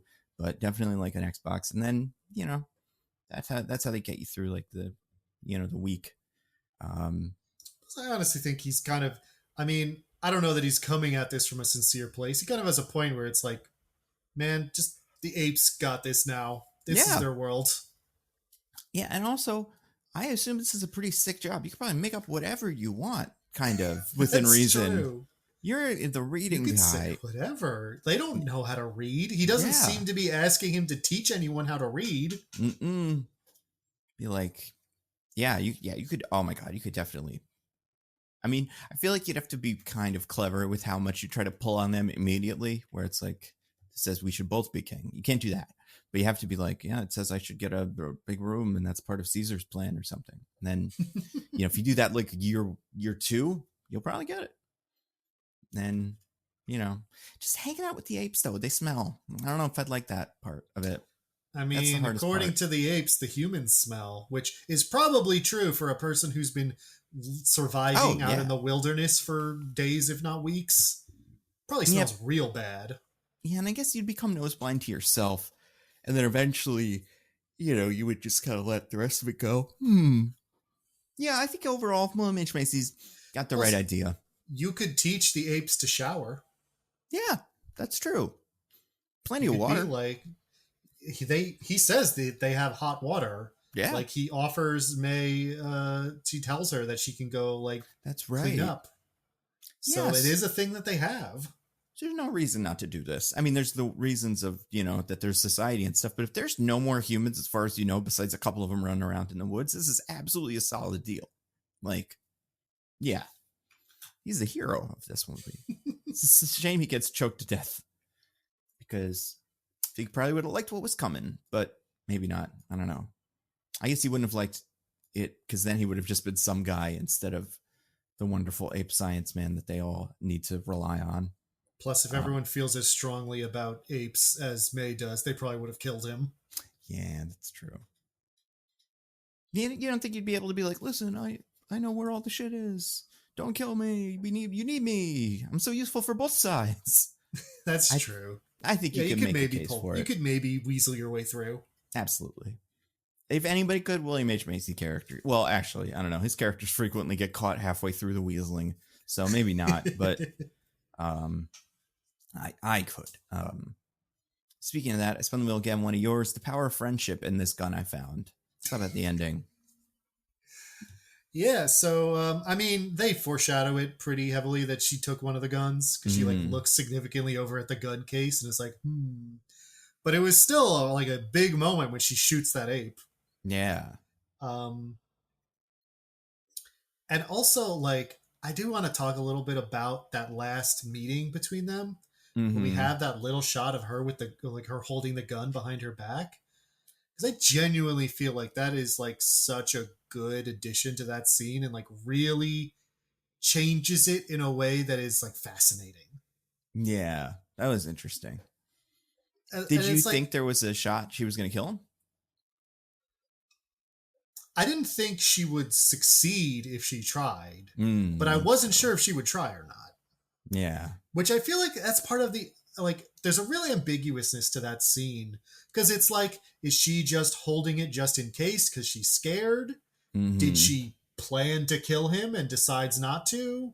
Was she not even sure when she got there what she was going to do? Like, all we know is that she was holding the gun. We don't know what was going through her mind. Yeah. Yeah. And we have to assume she was trained to use guns, right? Because she used it without any difficulty. Yeah. She knew what it was immediately, which by itself means she must have been told about them. So do we think the humans have some guns? I would imagine in the bunker they have some weaponry, yeah. Yeah. It's interesting. Which also does not bode well for if they start trying to emerge and do their own thing. Yeah.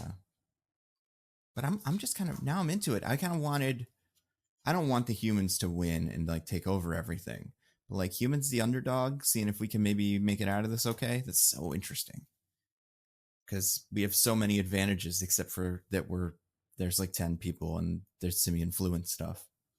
But like, I'm surprised they don't have a cure for the simian flu yet, or they haven't bred an immunity out of everybody. You know, like, well, some people are immune, it seems. Yeah. I mean, I can kind of see them not having a cure just because, like, what are the chances that the people who were studying and trying to cure it like never caught it and ended up in one of these bunkers? That's true. They would have been the people around it the most. Yeah, that makes sense. You'd have to be so lucky that one of the people that knows how it works also has immunity to it. And that guy could like survive. And then he also wouldn't have to have been killed by the apes in like rounds 1, 2, 3, or 4 of the, ape wars. So, yeah. You mean the Great Ape War? I mean, it's a reference for nobody. But what's that? Is that from something? It's from like an old video that a few friends of mine and I really liked about Donkey Kong. It's like this whole fake history of the franchise and how there was a Great Ape War. Did they have guns in that? I guess they had the little peanut guns. They did have guns. Yeah. They had guns and POWs and they set up banana republics. It was a whole thing. Do you think that was where they came up with the idea? They're like, what if a banana republic was in Donkey Kong? It would be a banana republic. You know what? This sounds like a great idea for something. Yeah. I'm just riffing here. But do you think that's what the humans will call the ape societies when they emerge? They'll be like, look at all these banana republics. Yeah, I think they must. Well, do words about bananas and monkeys and stuff still have meaning? Could you say in this universe that you were monkeying around with something in a way that is not like, has that become very charged? Well, I would imagine these apes don't know the word monkey or like what it means. And they probably never had bananas. Like, they're not native to, South or North California or wherever they are. Like, they maybe some of them had them and they were at supermarkets, but they didn't know how to plant them. They couldn't make more. So, yeah, bananas probably have no meaning. Are a very delicate plant. Yeah. So I guess you could use all that. All that slang would seem so outdated and weird that you'd be like, you'd say it in front of them. They'd be like, was that from something? And they'd be like, yeah, no, it used to be the whole thing. We don't say it anymore, but now I'm thinking back about that Tim Burton Planet of the Apes movie and how the apes there were like really offended when they got called monkeys. And now I'm like, wait, why? Yeah. How did they even know what that meant?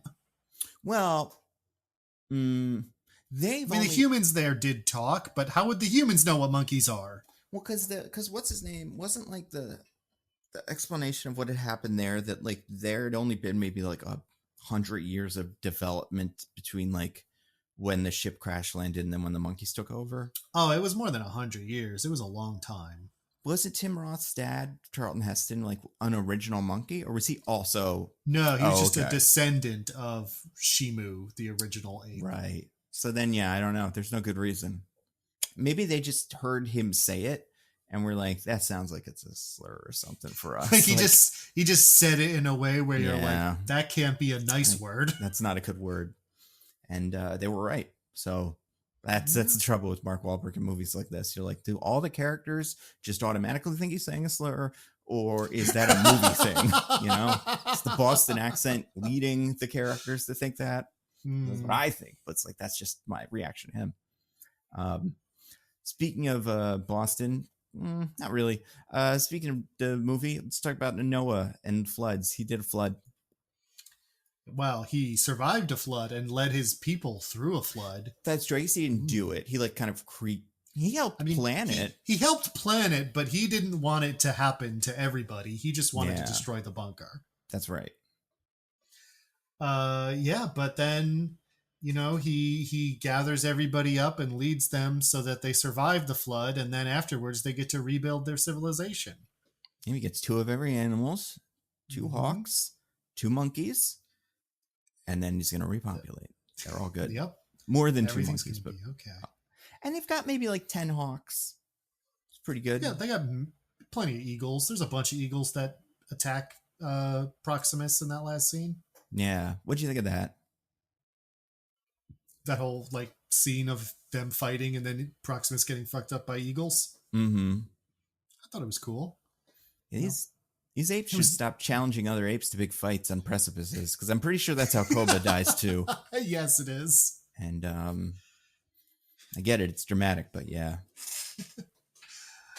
Yeah, I do feel like I mean, I guess I understand what Proximus was going for with the like, you have to kneel before me before I kill you, just to like really crush the spirit of the remaining Eagle clan. But like, should have just thrown him off, man. Yeah. Like, you had so much opportunity. Their spirit will be crushed when he dies. They'll be super bummed about it. And you could just lie and be like, yeah, and he told me to kill all you guys too or whatever, but I'm not gonna. But like, didn't he suck? Now we have to, trust me, look at my hat. But I did like that moment, both as Noah, like, finally fully stepping into his role, like connecting with like what his father used to do, etc. And also as a moment of the Eagle Clan reclaiming their culture that Proximus tried to erase, and that's how they defeat him. Also cool.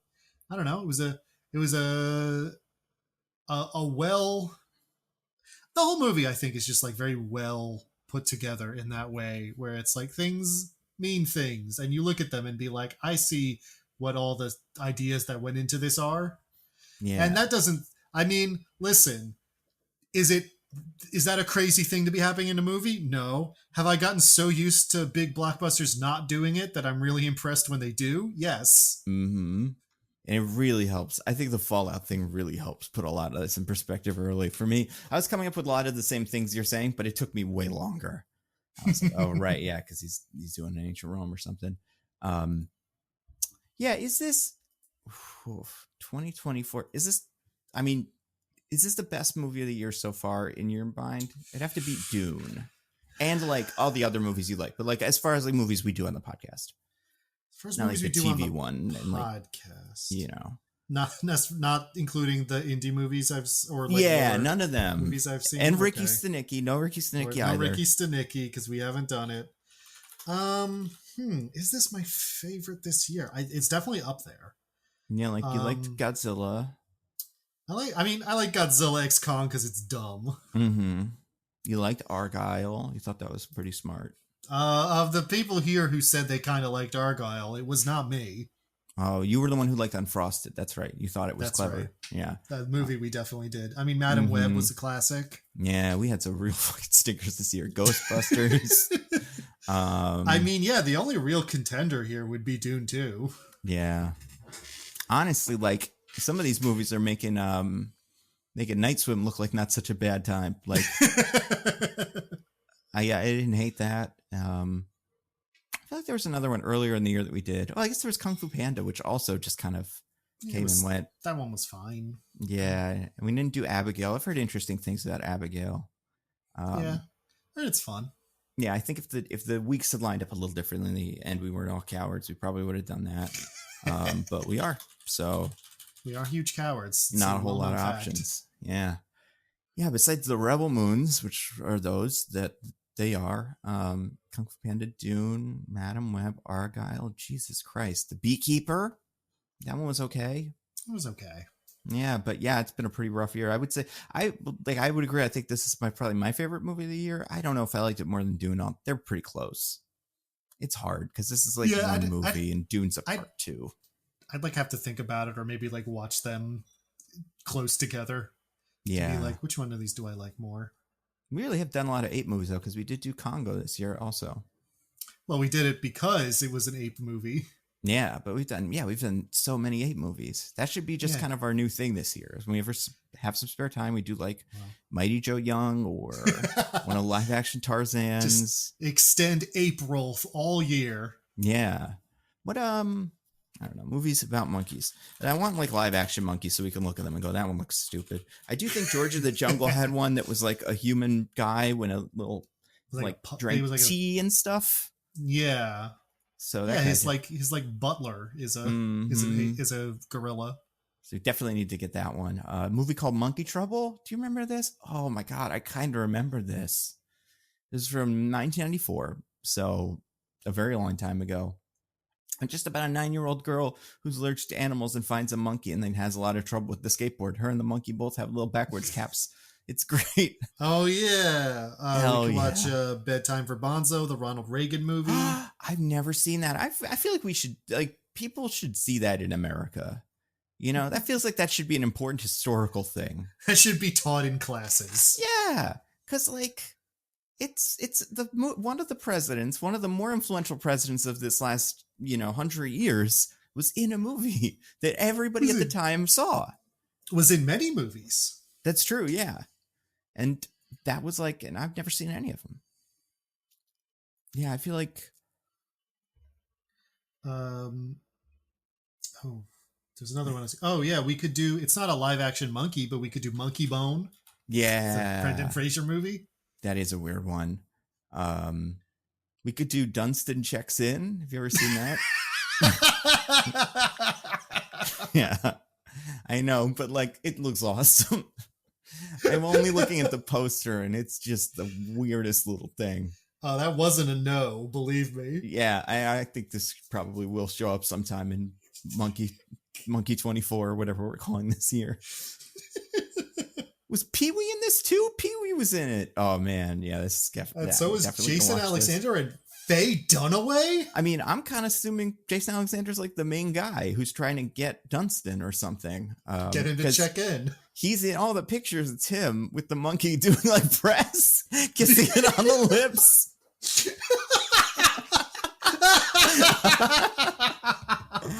Oh my God, Jason Alexander.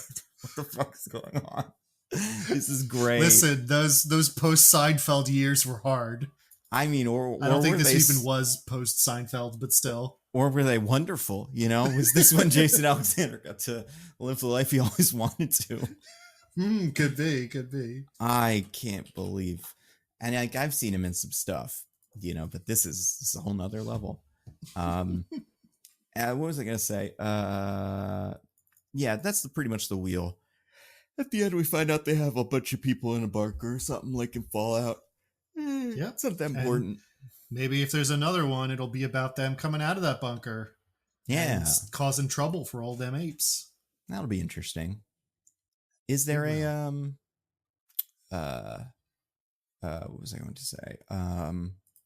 What do you want from a sequel to these? Like, do you want them to kind of skip forward a while? Is the main character now May, or does she even stick around? Because they did kind of flash forward so quickly with the other ones that you didn't get to have human characters hang out between movies 1 and 2. Yeah, that's true. But I don't know. I feel like we don't even necessarily, well, I mean, if she could play older maybe, but like we could like flash forward but still have her there because she's young. Yeah. So like she could be still around years later. That's true. And like have her come back as like part of this like resurgent human group. So it would be kind of interesting. I mean, I imagine they would probably keep following Noah, but like it would be kind of interesting if they didn't, and this was like a trilogy about May being the villain. Yeah, that would be really cool. They should do that. So I do hope she comes back as sort of like a recurring figure of like getting deeper and deeper into human supremacy. Mm-hmm. Yeah, that would be cool. And then, yeah, because she would be like the Koba of this universe. And then she gets to fight him on a precipice in the next movie. And she'd probably do not super well. And then Noah will hallucinate her for a little while in the third one. Yeah, she'll cackle at the end of the credits and you'll be like, she survived. Yeah, only other question about this movie, is it woke? I think probably, right? Anti-slavery, potentially homosexual ape or whatever. Potentially. Potentially, it's subtext. So honestly, like, the kind you can skirt by the certain censors in other countries. But suggests that perhaps the best thing for two opposed groups of people would be to find a way to live peacefully together instead of murdering all of the other side. yeah, but gun solves problem. Like, yeah, but I don't feel like we're supposed to think that's necessarily good, right? That's true. Hmm.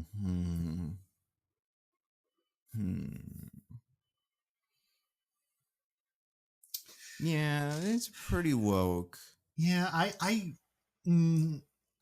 can't think of a way. It's certainly not anti-woke, but I feel like there's enough there for it to be woke. Yeah, for sure. It's about having compassion for others and how working together can make us stronger, and that it's bad to erase other cultures. You know what else is woke? The person in the hazmat suit, because if they really wanted to like survive the human virus or whatever, they should just breathe it in and then we'll get natural immunity. But that's true. Yeah, it suggests that viruses can exist and be bad to breathe in. Very woke. This is one of our woker movies of the year. And I think so, yeah. I mean, those other Apes movies were also quite woke. Oh, yeah. And I've got to... Well, I mean, the Mark Wahlberg one is as woke as any movie with Mark Wahlberg can be. Maybe not that one. I meant the Andy Serkis ones, but yeah, probably not the Charlton Heston ones either, for that matter. I can't imagine. Yeah, I mean, it probably has like stuff at the time that was quite woke that people were like, "Wow, progressive," but now is bad. I mean, I've never seen them, and someone was considering making us watch them, but I think they've chosen something else, so that's fine with me. The third one they were thinking about. Yeah, just one of the ones in the middle. A weird way to jump in, but I would have been for it. Yeah. Anything else about Keeping the Planet of the Apes? Oh yeah, what did DJ think of this? Dog shit? Right. I think DJ thinks it's dog shit. DJ hated it. He couldn't have had a worse time. He thinks the apes looked bad. He didn't think they looked real. Looked bad. Yeah. What else did he not like about it? He didn't think they played that Kiss song enough. Yeah. He's gone back and forth on it. It needs to be the exact number of times for him. Otherwise, no fun. I think he thought that William H. Macy was the coolest, most sympathetic character in the movie, so he was pissed that they killed him. Mm-hmm. Yeah, and as a movie about as a father, he sees a movie like this a little differently, and he sees the scene where Mufasa gets killed as a bummer instead of cool John Wick moment where the kid's now going to get revenge. So he probably changed his feelings about it. Yeah, because he was like, "I'm the dad, so this is me dying," and that's right. Bad. Not good. Not good at all. He also probably, what else would you think about this? Yeah, I think he probably liked the villain too. I think he thought he was cool, just like I did with the hat and stuff. He probably wished the human and the ape kissed.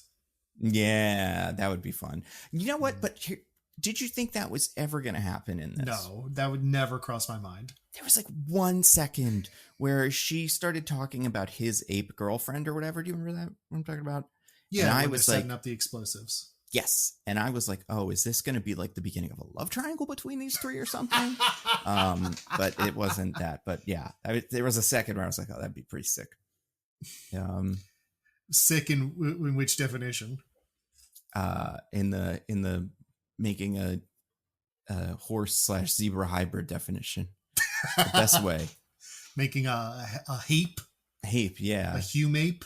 A humape, and you breathe that with the Horbra or whatever we're calling it. We can take over the earth. Nothing can stop us. Little island of Dr. Moreau over here. Theodore Rex, he would know. He knows what's going on. That's the best movie this year. That is the best movie we've done this year. You're right. Yeah, it's so good. Do you want to get to our classic segment? I would love that. All right, let's recommend some things to the fine people. DJ, obviously you're going to recommend, what would you recommend, DJ, if you could speak? Probably The Circle or something? He would recommend standing in long lines in sweltering Florida heat. Yeah. Ooh, the Golden Bachelorette apparently is a thing now. Oh, there's his recommendation. She's 61. That's barely golden according to this article, but it's a good point. The other one was 72. Should be an older, like. Man, we're already letting the American people see a woman in her 60s is already just so much more than they can bear. That's true. We got to ease this into it. Otherwise, we'll all go insane. But yeah, the again, Golden Bachelorette. Well. Do you think she's done any murders? I mean, so I can't tell if she was in the last season of it. Yeah, she was. So she was a contestant on season 1 of The Golden Bachelor, one of the first to develop a strong connection with Jerry Turner, but chose to go home during week 3 to be with her daughter who was having a medical emergency over his head. But mother of 4, grandmother of 2, was widowed after 30 years of marriage, so she's going to be the new Golden Bachelorette. So I don't know. There's always time for her to kill somebody if she wants to. I would recommend. Maybe she's already done it, and they just didn't catch it in the background check. Yeah, that's true. Maybe it's a George Santos situation where we'll all be like, "But how did we let her in? She had all those crimes." I was like, "I guess we just didn't check." But yeah, I'm guessing DJ would recommend that. But it hasn't come out yet, so you really can't recommend it. They just announced it. I don't think it's out yet. Oh, does DJ watch Bridgerton? That's back. I don't think he does, but let's say that he does for the purposes of this. So DJ recommends Bridgerton season 3. It's not as good as season 1 and 2, but it's still got that good Bridgerton energy, and that one star that we all like from it is pretty good in this season. It's got Regé-Jean Page from the D&D movie. That's right, and he's probably good in this one. Probably instead of like that movie. What was that other one he was in? The Gray Man. Remember The Gray Man? Oh my God, was he in The Gray Man? Yeah, he was like the CIA agent. He was horribly miscast. I guess. I mean, nearly everything about that movie has slid right off my brain. Yeah, that movie was rough. I was talking to a friend about this the other day. It's incredible to think, like, looking back on it, you're like, it turns out that the Marvel brand was elevating the Russos, not the other way around. Oh, yeah. It's the same thing with, like, they're position players. They can do one thing really well. They can kick the football right through the uprights. And this, decision to give them the ball to throw may not have made as much sense as you would have expected. But, because they made that movie where you look up Tom Holland's butthole in that one shot. I never watched it, but I know that exists. Mm-hmm. And, I'm not a huge fan of either personally. What would you recommend, Diggins? I would recommend a movie that I watched this past week. It was sort of making the rounds a little while ago. I got to it a little late because it came out on Amazon, I think, last month. It's a little indie comedy film by the name of Hundreds of Beavers. Oh, I haven't watched it yet. What'd you think? I enjoyed it. I think it's a very wacky movie. I think it gets closer to being a live action Looney Tune than any live action Looney Tunes movie we've ever gotten. In that it has that very like slapstick, like frantic energy, sort of thing going about. It's like live action in that like the main character is just like a guy. And all of the animals in the movie are played by either very obvious puppets or very obvious people in like Halloween beaver costumes. That makes sense. But like there's also a lot of like intentionally not convincing animation because like that's just part of it, is that it looks a little silly. So I mean, there's not a lot to it. It's just like a bunch of slapstick jokes for an hour and a half. But I think it's pretty well constructed. I think that some of those jokes are really funny. And overall, it's also just like a weird little thing that I'm glad exists. So I am glad that I saw it. And I think it is worth watching. It's only like I said, you can rent it on Amazon, I think I think it's also on like one of those random tiny streaming services now, Hoopla. I've heard of that one. I think it's on that one now. If you're one of the people who has that, I guess. Maybe it's one of those we all have, because we all also have like, an Apple ID, and that means you have Hoopla. The same way that like, what was the one, the Tubi or whatever, where everybody was like, well, I don't have Tubi. Like, no, you see, you do have Tubi, so go enjoy Jury Duty or whatever. But yeah, no, that was a fun movie. What about you, Nando? Do you have anything to recommend? Yeah, I two things. First one, I saw a play. I guess it's a musical But I saw Cabaret on Broadway this week. I didn't see Cabaret on Broadway. I saw Cabaret at the Kit Kat Club, and they went out of their way to make it not Broadway. Ooh. They really went for it, and it's interesting. I wanted to look this up. Have you ever seen Cabaret? I haven't, but I know generally what it's about. So, like, do you know when it was from? When they made it? 1966. Okay, I was gonna say, I think the 60s. that's what it feels like, and it reminds me a lot. There's a great that like my because I've recommended Schmigadoon before. Mm-hmm. One of the seasons of Schmigadoon, excuse me. One of the seasons of Schmigadoon kind of did this. And it did a couple of things like this, but they had one song called "Do We Shock You?" And the idea was it's a bunch of like women in lingerie and like a cabaret thing trying to shock the main characters who are from present day and who aren't shocked by the fact that they're lesbians or whatever. And like it's got a little bit of that, but then when you get into the other stuff that it's about, you're like, oh, okay, I see what this is.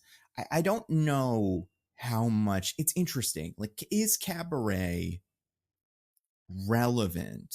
Not relevant's not the right word.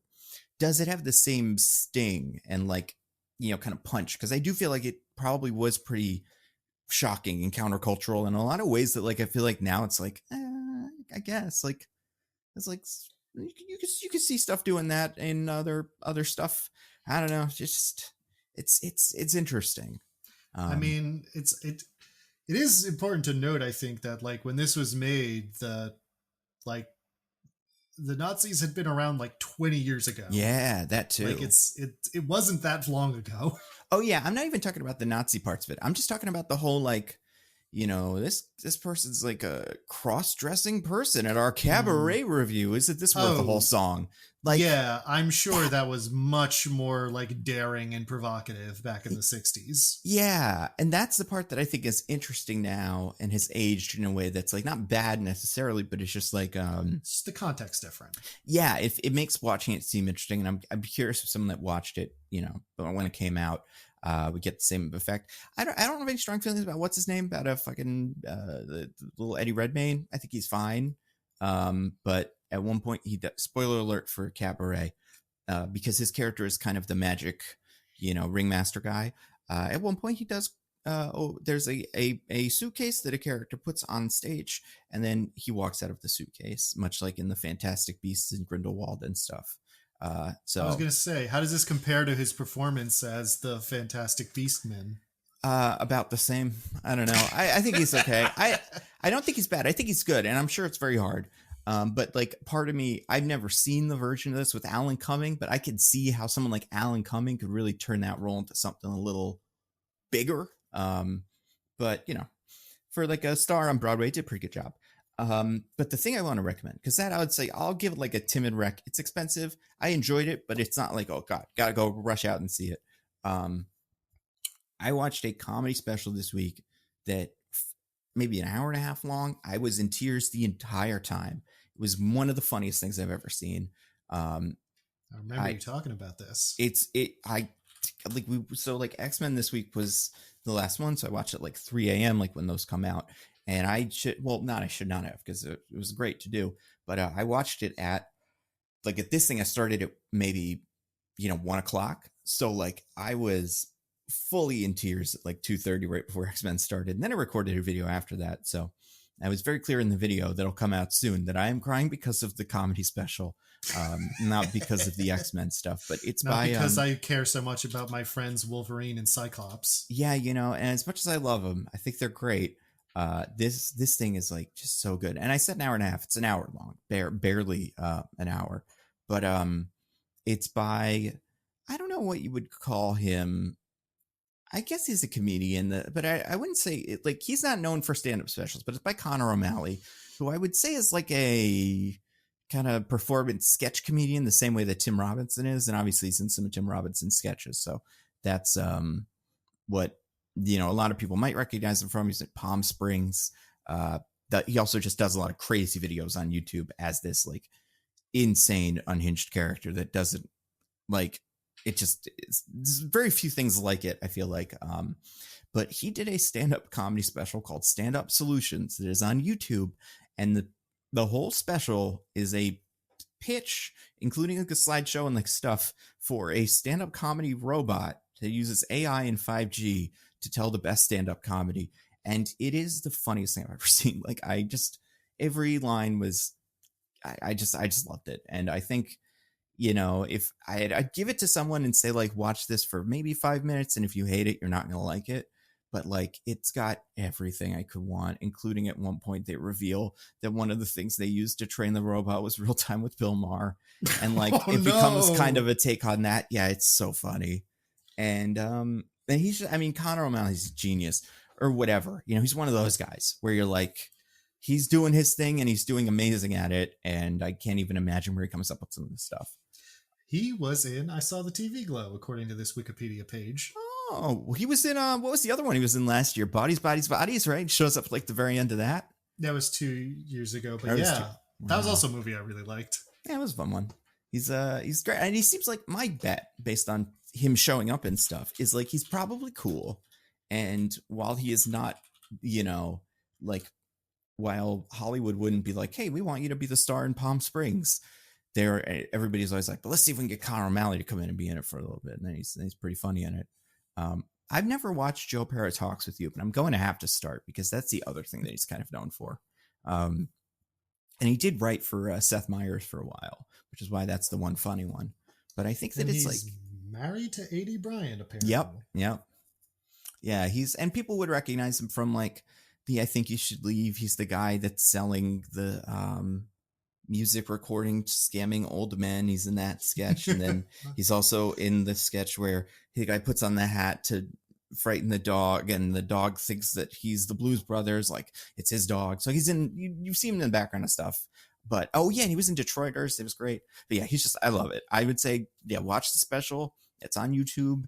It's, an hour long. And if after 5 minutes you hate it, then don't bother. Like, you're not going to enjoy it. And it gets really gross and weird in like ways that are not like insane, but just like once you get a sense for him, you'll, kind of won't be super shocked by it. But it's just so funny. And it's such a good portrait of like America and what tech and industry are trying to do with AI, and what like sad middle-aged men are just like that it's just fascinating. Oh, finally some relatable content for sad middle-aged men. Exactly. You need, if you crank that volume up, if you started screaming every other word you said, it'd be like, you could fit in, but I don't think you'd fully be able to fully empathize with wonderful Connor O'Malley. Also, so many insane specifics that like, it's just specific things are funny even if they're stupid, because I don't know, there's just something so shocking about him naming all the features of a RAV4. It's so funny. I'd say people should watch it. Anyway, it's great. And since I do links in the show notes now, the link will just go right to it. So if you want to try it, like I said, probably not one you'd want to do in like your work computer with the speakers on. But besides that, I think it's pretty good. What are we doing next week? That's a great question. What are we doing next week? Yeah, I don't know. Does a movie come out next week? I don't think there's a major release for next week. So we could do one of our deaths, or we could do something to get ready. We could do If, the movie everyone loves. Yep. You got to love it because you're in it, That's how they get you. Everybody's in it, so we all have to also like it. We could do Unfrosted, the movie everyone also loves. Yeah. Or if they don't love it, it's because they're woke. That's true. Yeah, man, Jerry. Woof.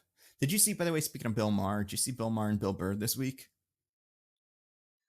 Oh yeah, So I did good. see that. Oh, so man. I was seeing people say that Bill Burr is an incredible testament to how you can maintain sanity if you just have one stable relationship in your life. That's a good point. Yeah, I love that. Yeah, I mean, when is Mad Max? Is that 2 weeks or 1 week? I think 2 weeks from now. Okay, yeah. I'm starting to see a lot of reviews and stuff, but yeah, I don't think it's this week. Yeah, I'm hearing a lot of positive, which has me feeling happy. Yeah, I mean, I don't know. Well, we have some debts, and we could do, we also have some movies that we didn't do earlier in the year that we could like circle back around to, like Ministry of Ungentlemanly Warfare or whatever. That's like on streaming now. Is that on streaming already? Well, like you can buy it, like you can get it, but like it's at home release. Yeah. Madam Web, obviously, just it's streaming. Like we could do Abigail. Well, we already did I would do Madam Web again, but we did already do it. It's just on Netflix now. It's incredible. I've got to show all my friends. I feel like it's like the number one Netflix movie this week. People are watching it. Because it's incredible. Yeah, because it's interesting. It's fascinating. It's more interesting than most of the movies we've done this year. Like the worst thing you can be is boring. If you're bad in an interesting way, that's still something. Absolutely. Now, yeah, I don't know. I guess we'll figure it out next week. By next week. But DJ, do you have anything you want to plug? And I'm imagining what he's signing to us is Roses and Rejections, the podcast he does. Yeah. He also said he did a guest spot on Joe Rogan? Oh. Huh. Oh, that's why you can't talk, is because the tetanus from the vaccines is set in or something. your jaw is wired shut. It sucks, but it's going to really change the way the podcast works. It magnetized his body, so like metal is sort of like bolted across his face, and it's too heavy for him to move his jaw. I feel like I know Joe Rogan sells a lot of products. I don't know if any of them have been a magnet thing, but I bet there's been a magnet thing in there somewhere. Like, I mean, this was a thing people used to say, that like getting the vaccine made their body magnetized. That woman had the spoon. Yeah. Oh yeah. Incredible. Absolutely. So what about you, Diggins? Do you have anything you want to recommend to the fine people? Well, I already recommended, but do I have anything to plug? Yes, anything to plug. No, not really. What about you, Nando? I have videos.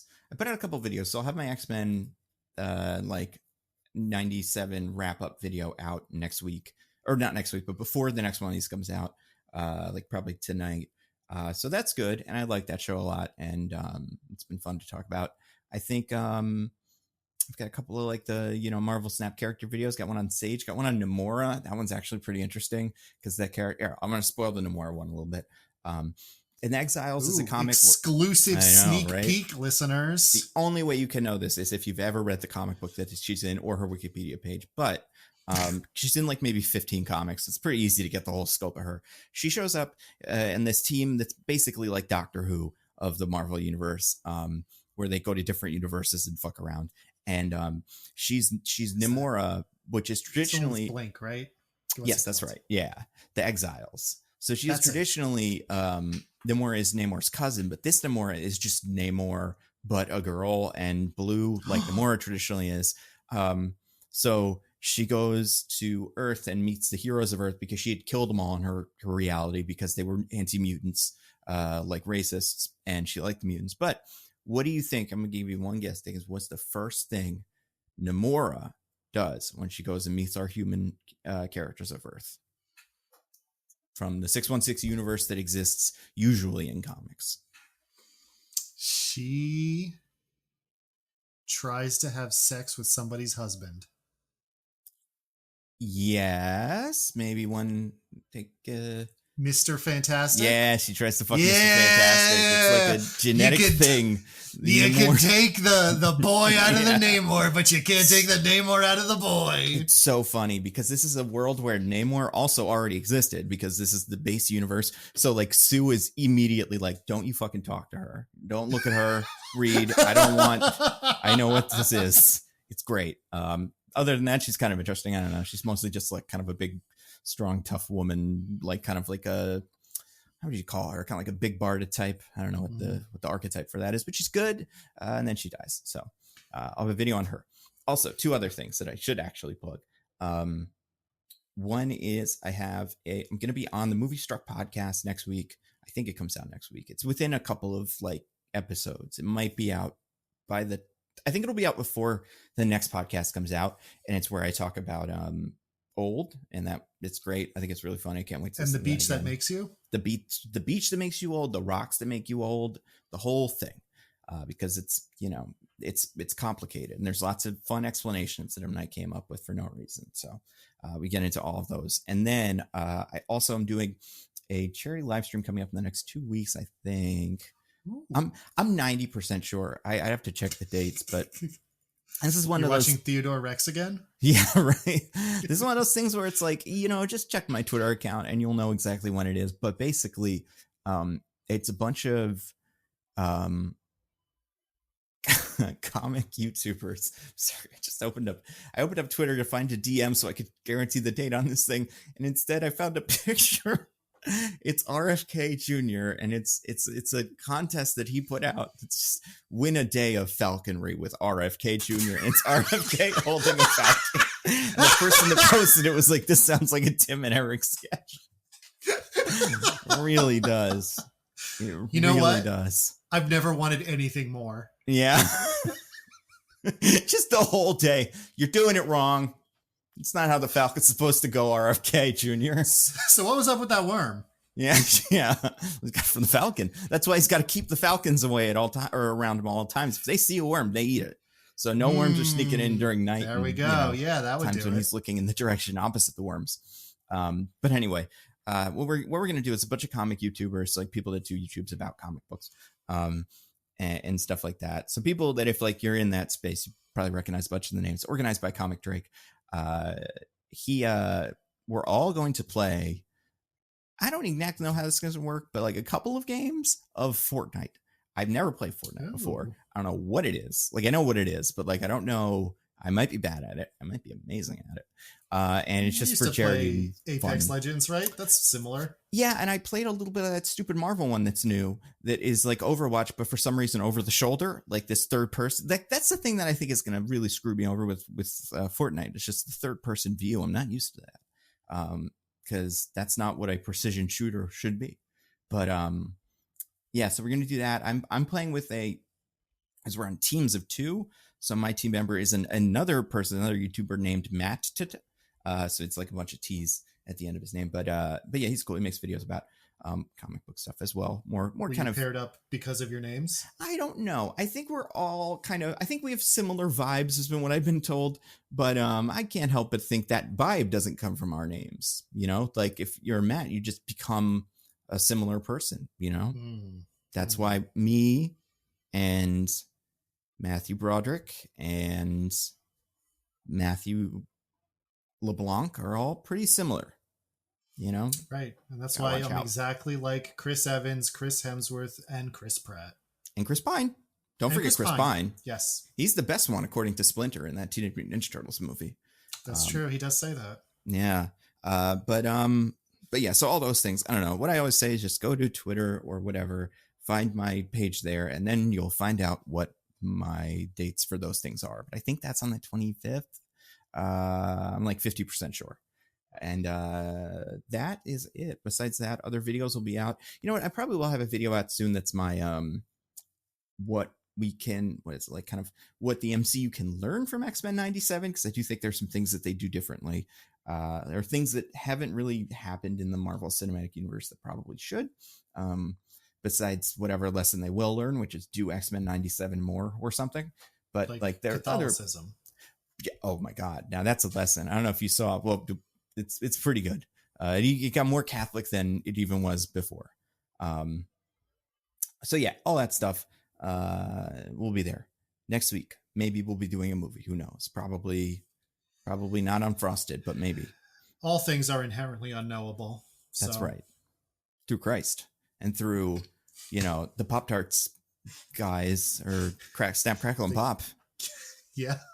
You recognize them, right? From cereal boxes. What about Tony the Tiger? You know him? You know the famous thing that he says? Do you, though? Do you think you know it? Because if you do, then you might be in for a little bit of surprise when it all starts. It's pretty good. Well, anyway, we'll, yeah, so next week we'll do that. Until next week, I've been at Nando View Movies on Twitter.